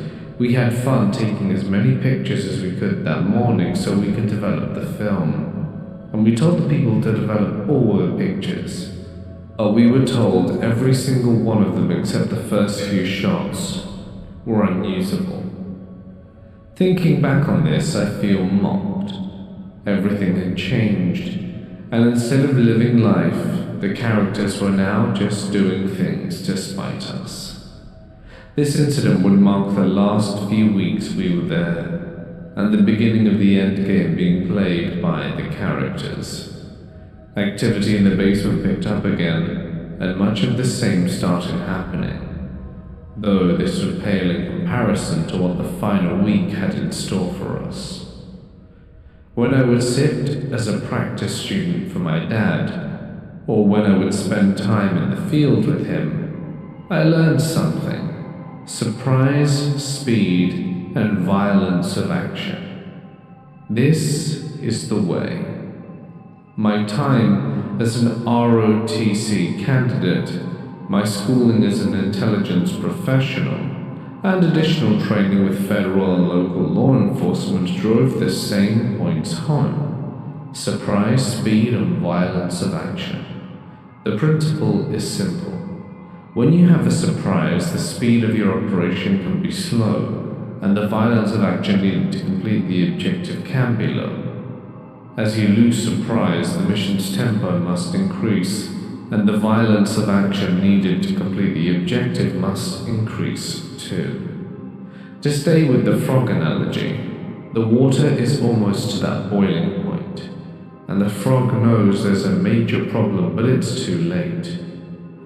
After Brian Cartman and I had our last hunt, the tables turned. The pace increased drastically. There weren't little surprises anymore, and the speed and violence of action had increased. There were some peaceful nights, and there were others where things just broke loose. By this point, the wedge in our family had started to grow. Rachel and I were discontent with sleeping in our own beds, citing the noises and things we were seeing, and this in turn caused friction between my parents, our mother experiencing the same thing alongside of us, and my father, who didn't have a single thing happen to him. We were all tired, physically, mentally, and emotionally. Halloween is a time for kids to have fun and get candy, and in the days leading up to it, Rachel had got a bunch from school and set it on her bed. Mum, Dad, and Rachel had to run an errand to pick up some medicine at the store. I didn't want to go to the store with them, opting to play a computer game in the front office instead. They shut Rachel's door, made sure Brady was in the living room, and went on their way. It was quiet, and not much happened. So for a little while I sat there glued to the screen playing this game. When they got home, Rachel exploded, as did my parents. They came rushing into the office angry. "Why did you do this? Where did you put her candy?" they yelled at me. I wasn't aware she had gotten any candy and asked them what they meant. They accused me of lying and told them I had eaten all of her candy, or at least a couple of pieces, and hidden the rest. I assured them I did no such thing. What they found when they got home was an empty candy bag with a few wrappers nearby. I asked if Brady had done this, and they told me the door was shut, and he wouldn't have been able to. I don't remember how, but I was able to prove my innocence, and the blame was placed on Brady through much suspension of disbelief.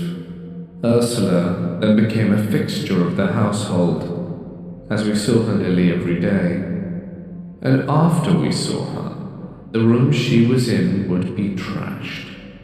For instance, after leaving the bathroom one evening to put my clothes in the washer, I thought I saw Rachel in the den. When I got to my parents' room, she was watching TV with them. When I went back to the den, it was destroyed. Couches turned on their backs, remotes strewn all over the room, batteries removed from the remotes, drawers in the desk open and their contents emptied. We were dumbfounded. We had no idea how or why this would happen, and as per the usual, we pulled our mattress into their room and bedded down for the night. During this time, we also had the largest poltergeist incident happen to us. One night after dinner, suddenly, items fell over in every room at once. There was no tremor, and there was no noise. It was just sudden. The spices in the kitchen all fell over onto the floor. Secured remotes in the den fell out of their baskets, and toys in the back room of the basement fell out of their boxes. We sat there in disbelief. Once again, it was 3 against 1. Tempers flared as we cleared up the mess. Music had been an important part of my life. When we were little, my parents brought us an electric keyboard that sat in the basement. I loved playing with this thing. The problem was it was supposed to be battery operated, but eventually the wiring burnt out on it. It could only operate via plug. When I moved into the basement, some old things had to be packed away. One of these things was the piano, because even with the plug it stopped working properly. We put it in the back room near the sump pump that summer. We had just finished dinner and were working on homework. I was doing math. The math teacher was unreasonable in some regards, which made the task all that more difficult. We were all tired and frustrated due to the long sleepless nights. Mum was in her bedroom and Dad was in the living room. Rachel and I first heard it. We were next to the basement. We were all tired and frustrated due to the long sleepless nights. Mum was in her bedroom and Dad was in the living room. Rachel and I heard it first, as we were next to the basement stairs. At first it was a few notes, and we raised our heads. Then it was a couple of meters and we stood up. Suddenly it was an entire melody being played. We grabbed our parents. "I don't hear a thing," Dad said. "Listen, how can you not hear this?" Mom said, frustrated, as was becoming the pattern with him, as the wedge created by Liberty Street grew larger. We got closer to the stairs and the music continued. All 3 of us looked at each other as we descended the stairs. We, Dad excluded, could hear the same tune. We described it perfectly to each other, and as we approached the back room door, the tune continued, louder than before. We pressed our ears up against the door and could hear the sound.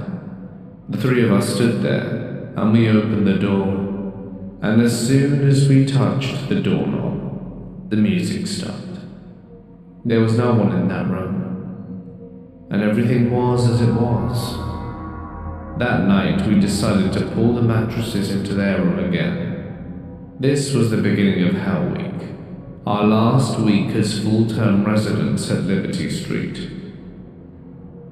It was only supposed to last 1 week, and then we would be back in our own rooms.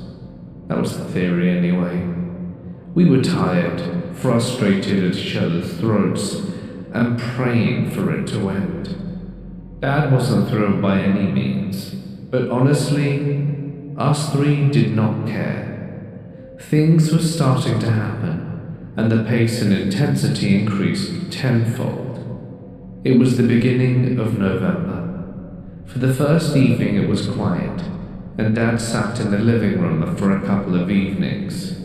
Rachel and I talked with Mum. We told her we always felt safe in her room, and that's when the shadow moved. I don't remember who saw it. Honestly, it doesn't matter. The welts started up again. The redness, the bruises. Nowhere was safe.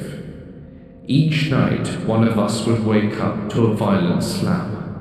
Sometimes, before we would go to sleep, we would feel a violent push, or our skin would start burning. There were mostly marks. This continued for the better part of a week. There was no pattern. We would be going about our day, and suddenly it would be happening. When sleeping, there was no indication of when this would happen. Just that it would. A blissful sleep, followed by a sharp stinging sensation that would not leave for a few minutes, and a welt or handprint at the location of the sting. Things were quiet 1 day later in the week. Nothing major happened. We went to bed wondering what would happen next. And at about 10 p.m. it started, and I was the target.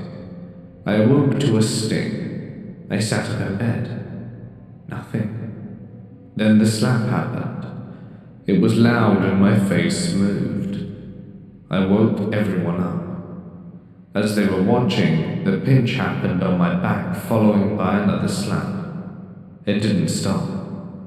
I remember Rachel felt something at one point and began crying. I was crying. My parents were frustrated. Dad blew his lid. He yelled at us, he yelled at the house and everything. Mum yelled at him, and the house as well. We didn't know what to do. We called my grandparents and they said they would have a place for us for a little bit. We packed a change of clothes and all our toiletries as quickly as we could and grabbed our school bags. Rachel and I got in the van and sat in our respective seats. Mum and Dad packed some things and were arguing with each other in the house. And that's when Rachel and I saw him. Cousin Id stood on the hood of the van, just a dark shadow of a man. He began to move. He slowly walked around the van. We screamed and cried. And this happened for several minutes as Mum and Dad got their affairs in order. When they opened the garage door, he disappeared as suddenly as he came. We drove in relative silence until we made it to their house, and we slept in the bedroom off the red room, which is their second living room upstairs. We went to school and back to Liberty Street, and all was quiet. We packed our things for the night and went back to our grandparents' house. We had decisions to make. Our world had changed. No place was safe in Liberty Street. We tried to make sense of everything, but more questions came. What would we do with Liberty Street? What would happen now? One thing we knew is that we had a place to stay for a little while, and we had decisions to make. What we did not know first entering this situation is that this would be the final section of our lives at Liberty Street. It was 2003. Ghosts were not a public thing at this point. Sure, you had some ghost cams on the web around Halloween and some local haunted hotels, and the local haunted spots would sometimes get a place in the paper, but there was no show like Ghost Hunters or Ghost Adventures, and the local ghost hunting groups were seen as crazies, although in honesty, the ones in our town were a little crazy. How do you tell someone that you fled your house? The answer is simple. You don't. We felt embarrassed and ashamed. Our grandparents lived in a part of town where some teachers and other members of the school lived, as well as some of our classmates. Surely someone would notice us being there at some point. But we had our excuses ready. So the answer was simple. No one needs to know we moved from Liberty Street. The solution was simple also. For a short time, perhaps a month or so, we would spend our days at Liberty Street and then before bed would leave and go to our grandparents' house. They opened up their guest house to us and put some extra beds in the upstairs. Dad was not a fan of this solution and spent many nights at Liberty Street alone. We figured a few weeks things would be alright and we could move back into our normal lives at Liberty Street. We still had questions, and these questions were as such. What will the new normal look like? It was a few weeks into the new arrangement, and I was sick from school. Honestly, I was exhausted, fed up, bullied, and that was that. So we dropped my sister off at school, and I hatched a plan. We had questions and we wanted answers. The county Liberty Street resides in is the largest in our state. The county office was about a 40-minute drive from Liberty Street, so we decided to pay the county clerk's office a visit while my sister was in school and my dad at work. We didn't have any money to make copies of items, but we could read every document in the building until we were content. What we knew about Liberty Street was limited, and we discussed it on our way to the county buildings. We knew that it was moved onto the property around mid-60s. Mum claims one of my uncles saw it being moved on the location. What we also knew is that the previous owner wanted to get rid of it as fast as possible and didn't look back. We figured this would be a good start. When we got there, we asked the clerk on duty for property records, and they showed us where they were located. It was broken down by addresses, and we traced our steps backwards, starting with us. We made it to the 60s, and found when the house was moved to its current location. We found the old address, and moved to the corresponding records. When we got there, we started looking. The property was built around 1922. We followed the records for about 4 years when we noticed that they ceased to exist. In 1926, the records vanished. We went back to our property records and then back to 1922. No trace. The records showed that it did not reside in any other location aside from the 2 addresses. Essentially, almost 40 years of property records were missing. We left with even more questions. We drove home and we thought about what was near the old addresses. An old bar. The smell of alcohol that we could periodically smell over the years could maybe be connected to that bar. That was maybe one answer. We didn't mention this to anyone else. We never discussed the adventure with anyone, and I'm not sure if those records exist currently or have been found, but it would not surprise me if they were never located. These missing records were not the last to go missing, however. Just shy of 2 years after Liberty Street sold, my grandmother passed away. She fell and hit her head in the kitchen, and between her medicine and the injury, she required brain surgery the night she fell, and she never recovered. For 10 days we waited for her to either wake up or pass away. We had hoped that she would recover, but we knew what the ultimate outcome was likely to be. Liberty Street and the ultimate decision to never move back was similar. The 2 to 3 weeks we played with the 2 life game, we ultimately knew what the outcome had to be. One will never know the feeling of going into that house. The silence of a cold November day, the feeling of it not being your home. The question on everyone's mind was what the tipping point would be, and ultimately, it would be a ball of silly putty. To grasp the foolishness of the situation, let me explain what a typical weekday was like. We would wake up at our grandparents' guest house, we would then get dressed and ready to go. We would leave for school, and once school was done we would go to Liberty Street and have dinner and do homework. We would then pack up and go back to our grandparents' house for bed.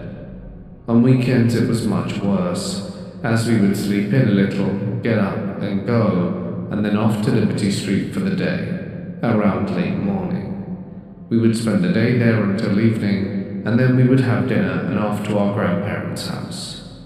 This went on until the silly putty incident. It was a weekend. We were quite bored. Mum and Dad were in the front office working on something with the computer. Rachel in the living room reading and sleeping, and it was around 2 to 3 p.m. I had locked myself in the den. I shut and locked the hallway door, and I shut and locked the den door. I opened the desk, pulled out the silly putty, and as I was playing with it, I had the TV going as well. We were all bored out of our minds, and after a little while, I put the silly putty back into its egg and put it on the desk. I was playing darts with an old mechanical pencil where there were lead tips that you could stack, and I found the lead tips made for excellent darts, when suddenly Rachel screamed. I left the den for the living room to find her and my parents confused as to what happened.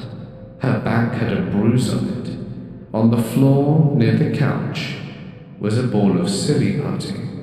We all looked confused and wondered where it came from. I said there was one in the den, but I had been playing with it and put it away. There was no way it could be in the living room. So I went back to the den to show them that it was still there. We opened the egg-shaped container, and it was empty. The silly putty that had struck her back with such force to leave a bruise had come from this container, which was shut and in the drawer of a room that was locked, in a hall that was locked.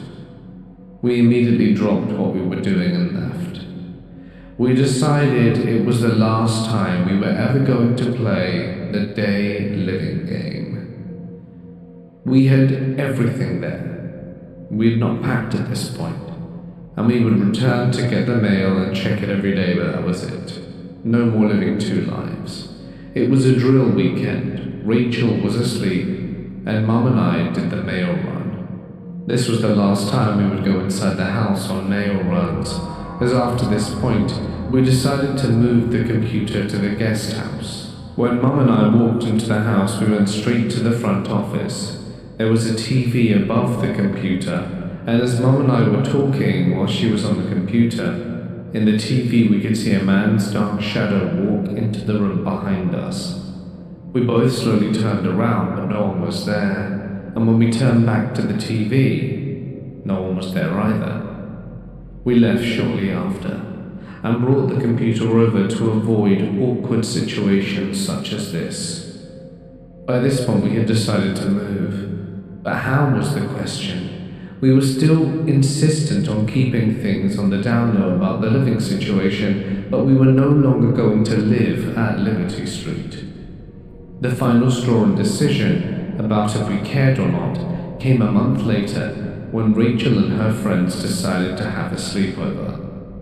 My sister had a group of friends over for the sleepover. We didn't want to do it in the back building, so my mum figured to do it at Liberty Street. She would take the girls over and stay with them. For fun, she bought all disposable cameras so they could record for their party. All the girls put the cameras on the nightstand next to the bed and crashed on top of the bed in short order after shutting the hall and bedroom doors. The next day, when everyone woke up, the cameras were missing. They found them scattered to the wind in various parts of the living room. Then after that, it was decided that staying there in any fashion would be out of the question. we decided to sell Liberty Street, and we stated that we would never mention that there were ghosts unless we had to tell the real estate agent. We wanted it gone, and we wanted it done. When we first moved in, my grandmother used to tell my mother that ghosts were not real. They were a figment of the imagination. By now it had become clear that yes, something was there.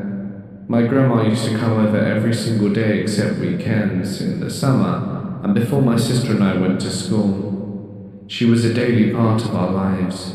She was there when I was stabbed. She also listened to our stories and why we were at her home. She was mad because her family was being targeted, so her and Mum hatched a plan.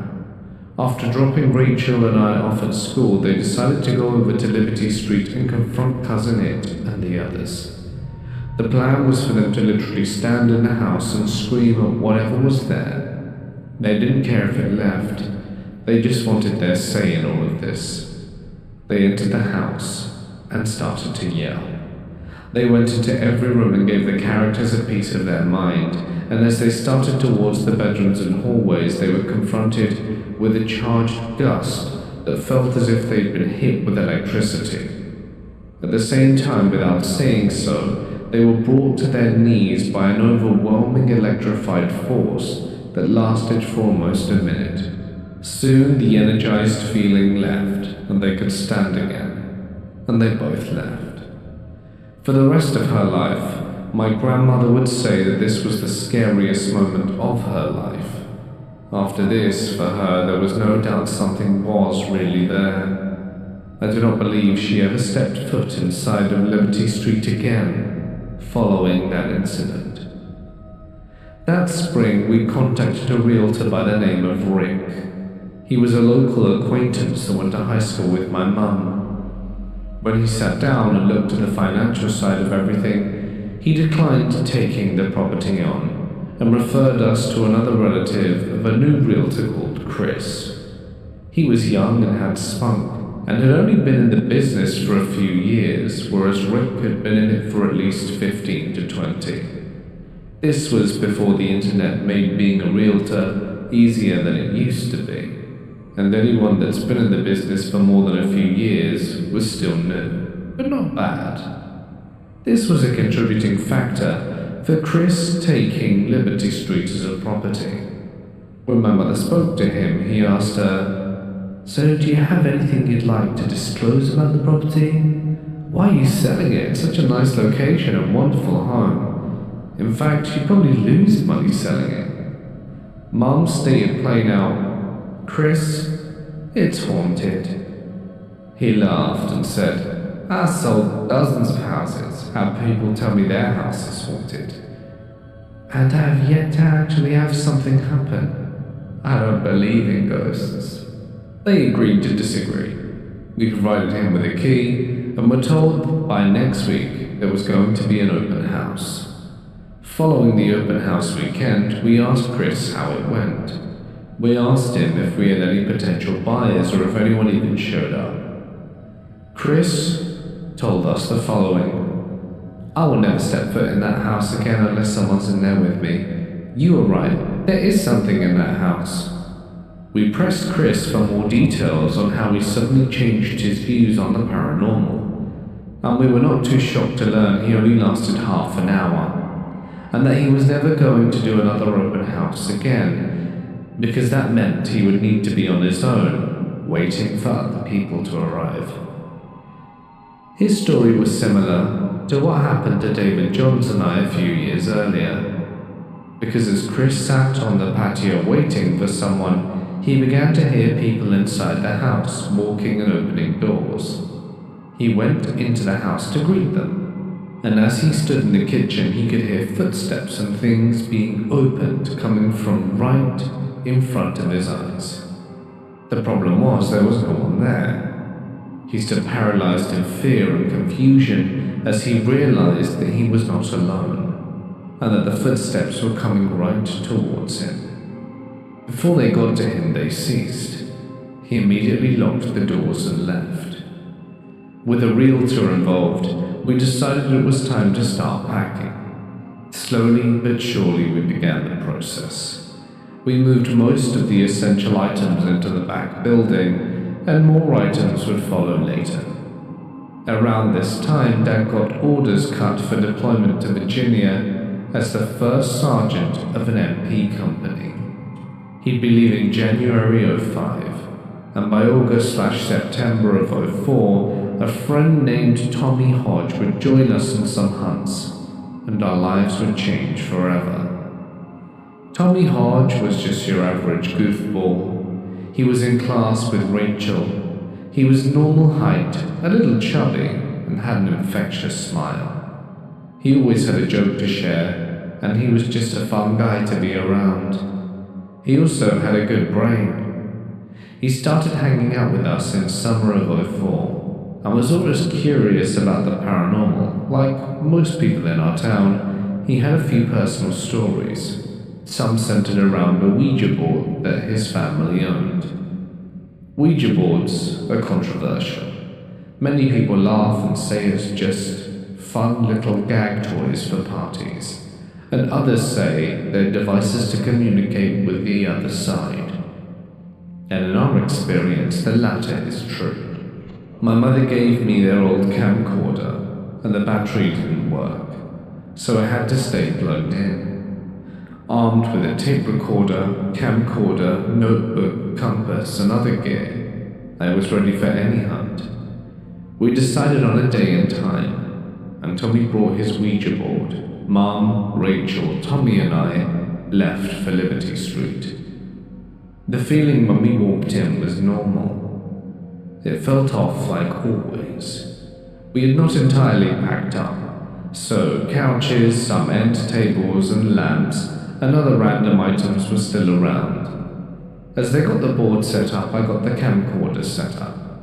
I put it on the bar counter, plugged it in, and got it ready. I don't recall fully participating in any session we did, and mostly just stood by as an observer. Once things warmed up, answers started to flow. There were answers provided that only Mum and I would have known, such as what was located next to Liberty Street. We got other answers, such as the name of the little girl, Ursula. We found out more information about the soldier, and that he was the one who stabbed me. Similar answers, or none at all. Partway through the session, Tommy felt something touch his shoulder. While they were next to some furniture, they were far enough away that they would have known if they'd have bumped into something, and would have had to lean back. They were hunched over the board. The furniture was about 2 feet behind them, and nothing happened for a few more minutes, and the board went quiet. Suddenly, Tommy complained about the same feeling, and turned around, thinking perhaps some cobweb had snagged him. But there was nothing there. I moved the camcorder to the basement and began filming as they began their session. I left the basement and went back upstairs. We continued, but the board was dead by this point. We had no answers, nothing. So we closed, packed everything up, and left to review the footage. When we got home, we plugged the camcorder into the TV and began watching the footage. At one point on tape, the lamp at the end of the table behind Tommy began to shake. We could see him move his hand to scratch his neck, and the lamp stops. A minute later, the lamp began to shake again, and he scratches the back of his neck again. Then the table and the lamp both move slightly, and after that is when he turns around and says that he felt something touching. A few minutes later, the table and lamp begin to move yet again, and that's when he notes that something touched him again. Nothing happened in the basement that we could observe. We sat and pondered over the evidence of that session, and decided to go back again the next day to try. When we came back, things were different. We set up the camcorder and started the process. Weird things began happening. Some noises began in other parts of the house. Things were more intense in this session. The answers we got became more violent and centered around murder and killing people. They centered around harming us and touching us. Tommy once again started to complain that something was touching him. We immediately checked the footage and saw the table and lamp moving like the day before. Noises in Liberty Street began to increase immensely, and the answers became worse and worse. At one point, the letters became jumbled, and then the answers stopped. We closed the session. We went home, all of us almost in tears. Tommy did not laugh or joke around on the drive. He was terrified, we all were. When we got home, we talked to Dad, told him what happened, and he wasn't happy. He was frustrated at the risks we took to ourselves and to our chances of selling the home. And we decided to burn the board and everything related to those 2 days, videotapes, reference books for historical events, etc. We did so on a barbecue grill at the local park. While Tommy hung out with us some more, he was never quite the same. He looked at us differently. He had this constant look of, how could you do this to me?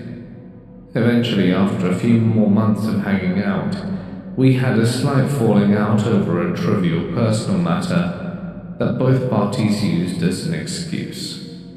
By this point, it was around early October 2004. Dad's deployment was looming over us and we wanted to pack before he left.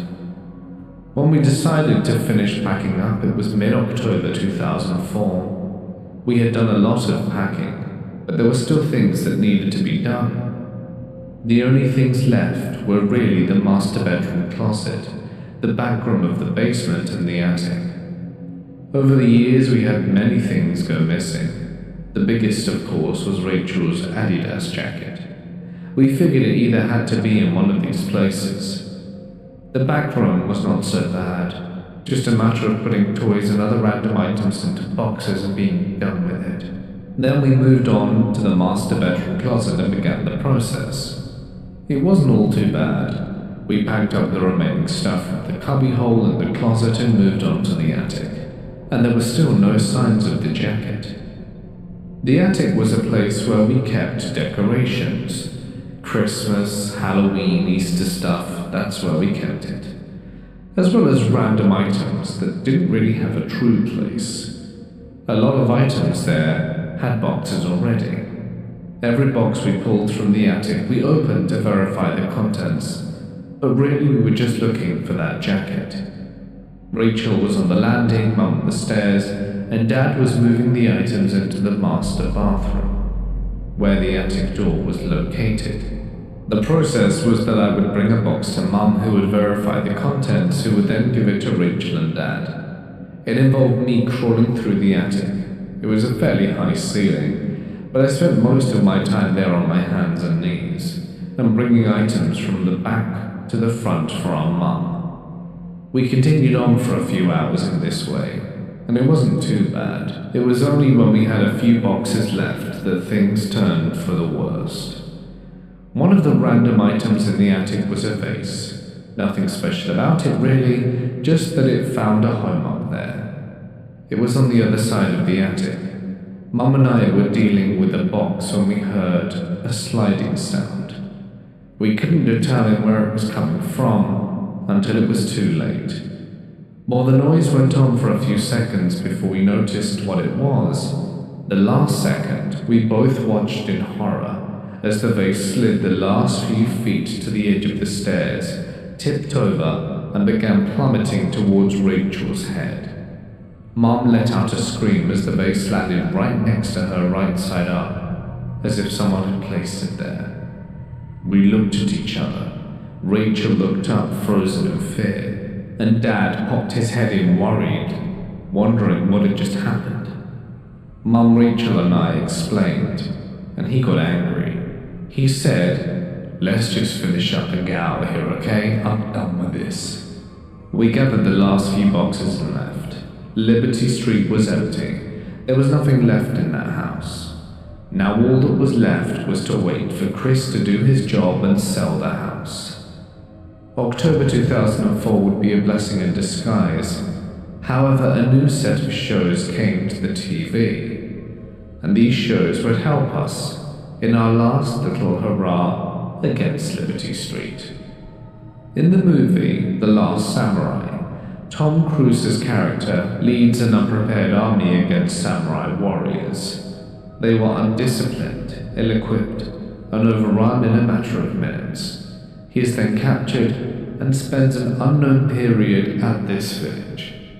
When he returns to the city, he finds new technology in place both for the people and the military he previously led. They have become a professional army with modern equipment, and the next battle they face, the last battle of the film, they are able to accomplish what they were unable to do at the beginning. And thus it was with us in ghost hunting that October. Around mid-October, Mum said to check out this new show called Ghost Hunters. It was on Sci-Fi, and about these plumbers that also did ghost hunting. I said okay, and one evening we watched it. It was amazing. Every technique I had learned from the James Dean book, they improved upon. Their technology was outstanding. They had meters that could replace my compass, and cameras that could see in the dark without flashlights. Theories discussed in their book were expanded upon and explained better. We watched and studied and visited their website, where they had even more how-to guides. By this point, my grandparents had also given me an old 35mm camera, complete with a bag and other equipment for it. Armed with this new knowledge, the camcorder, tape recorder, notebook, pencils and pens, compass, and red maglite, we were ready for the fight. Rachel was mostly burnt out at this point and didn't participate much with Mum and I. Armed with new knowledge, improved equipment, and many questions, Mum and I would go to Liberty Street and set up shop for an hour or two, on drill weekends or during the week. Sometimes we caught nothing, other times it was a plethora. On one occasion we entered Liberty Street with our tape recorder going. We were going to sit down to have an electronic voice phenomenon session, EVP, and we left to explore and take pictures and videos of the house. You could hear us in the background walking away and talking while getting the camcorder set up. There was nothing that happened too much during the hunt, but when we reviewed the tapes later, we could distinctly hear, as if someone had put their face right up to the microphone, a single word, "Bitch," in an angry, growling voice. We caught many voices and laughter on tape throughout our hunts at Liberty Street, many of which sounded like the laugh we caught during the tape during Rachel and I's first elf hunt. Another time Rachel did join us. We caught Cousin Id on film as he was walking away from our group. I was watching the camera when it happened and was able to follow him into the patio, where he stood in the corner for a few seconds but vanished as we moved up to get to him. This was the only time we ever captured him on video or picture. It was an emotional moment for us. We'd finally got him. While we called him every name in the book, he never came back out to us. He really was just a bully and a coward. Orbs were what we mostly caught in videos and pictures. Some pictures were filled with them, while others were devoid of them. They would seemingly come out of nowhere and move into nowhere. We also caught flashes of light on both videos and in pictures. Just as with the orbs, there was never a reasonable explanation. Noises were a big part of everything. Sometimes while being quiet, you could hear walking or breathing or just random things. There was no pattern to it at all. Nothing. You could be in the room and hear something come from somewhere else. The tape recorders never fully picked up the noise. They would occasionally, other times they didn't. You would be standing there hearing it, and at the same time everyone in the room is looking at each other and wondering what happened. As we progressed, however, things became duller.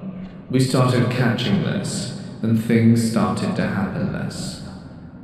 The junior high where I went was an old building from around 1905. It had its own stories, and many teachers were curious about the paranormal. One of which was Mr. Bisbee. I had him as a teacher the previous year, and his classroom was the only classroom on the choir room wing of the building. The choir room was only used in the morning and was empty for the rest of the day. Many teachers had experienced things around the choir room, but none of them had gotten the brunt of it like Mr. Bisbee. I had swapped stories with a few teachers, but the one that always liked discussing theory was him. So we invited him along to a ghost hunt. The night had started off normally. We stayed together. Rachel, Mum, Mr. Bisbee and I went from room to room. We told him of experiences in each room. Nothing really happened, except when he thought he saw an orb shoot into his leg. We all still chuckle about that. It turns out it was just a speck of dust from the attic ceiling. We showed him some of the evidence we'd caught in previous hunts, and he found it very interesting. By this point, things in Liberty Street had begun to cool off, but we persisted. The last hunt we did, Mum and I went there with our 35mm camera, and we took pictures. When we got them developed, we caught the Holy Grail. The last picture I took in the house was of the kitchen. I just felt the urge to do so. And that last picture contained the best photo from anything we caught at Liberty Street. In the image was a full-color picture of the soldier. You could see his web gear, the sergeant's chevrons on his arm, his wide-brimmed helmet, and his face was obscured with his gas mask. Next to him was a little white dog. You could see the black nose, black eyes, all of it.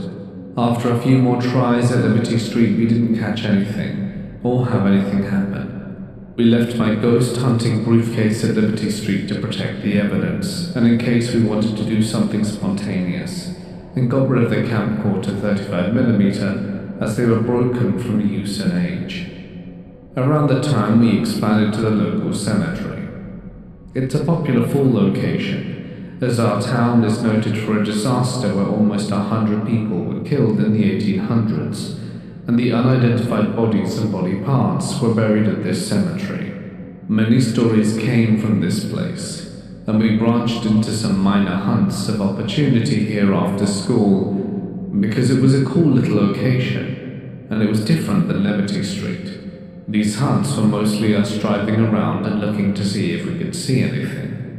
On one such drive, we were going through the cemetery, when Rachel calls out, "Stop, she's over there, Ursula's over there." We stopped the car and ran to the location, and there on the ground was a headstone.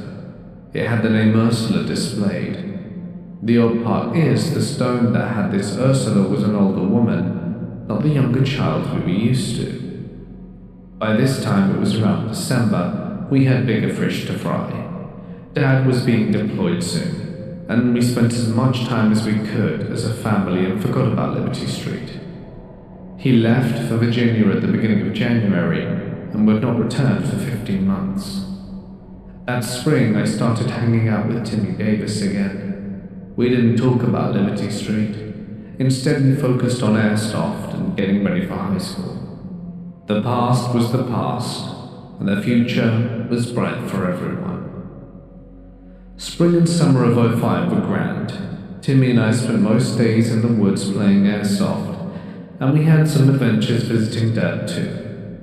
I was about to go into high school, and the past seemed like the past. I did normal teenager things, and band kept me busy that summer too.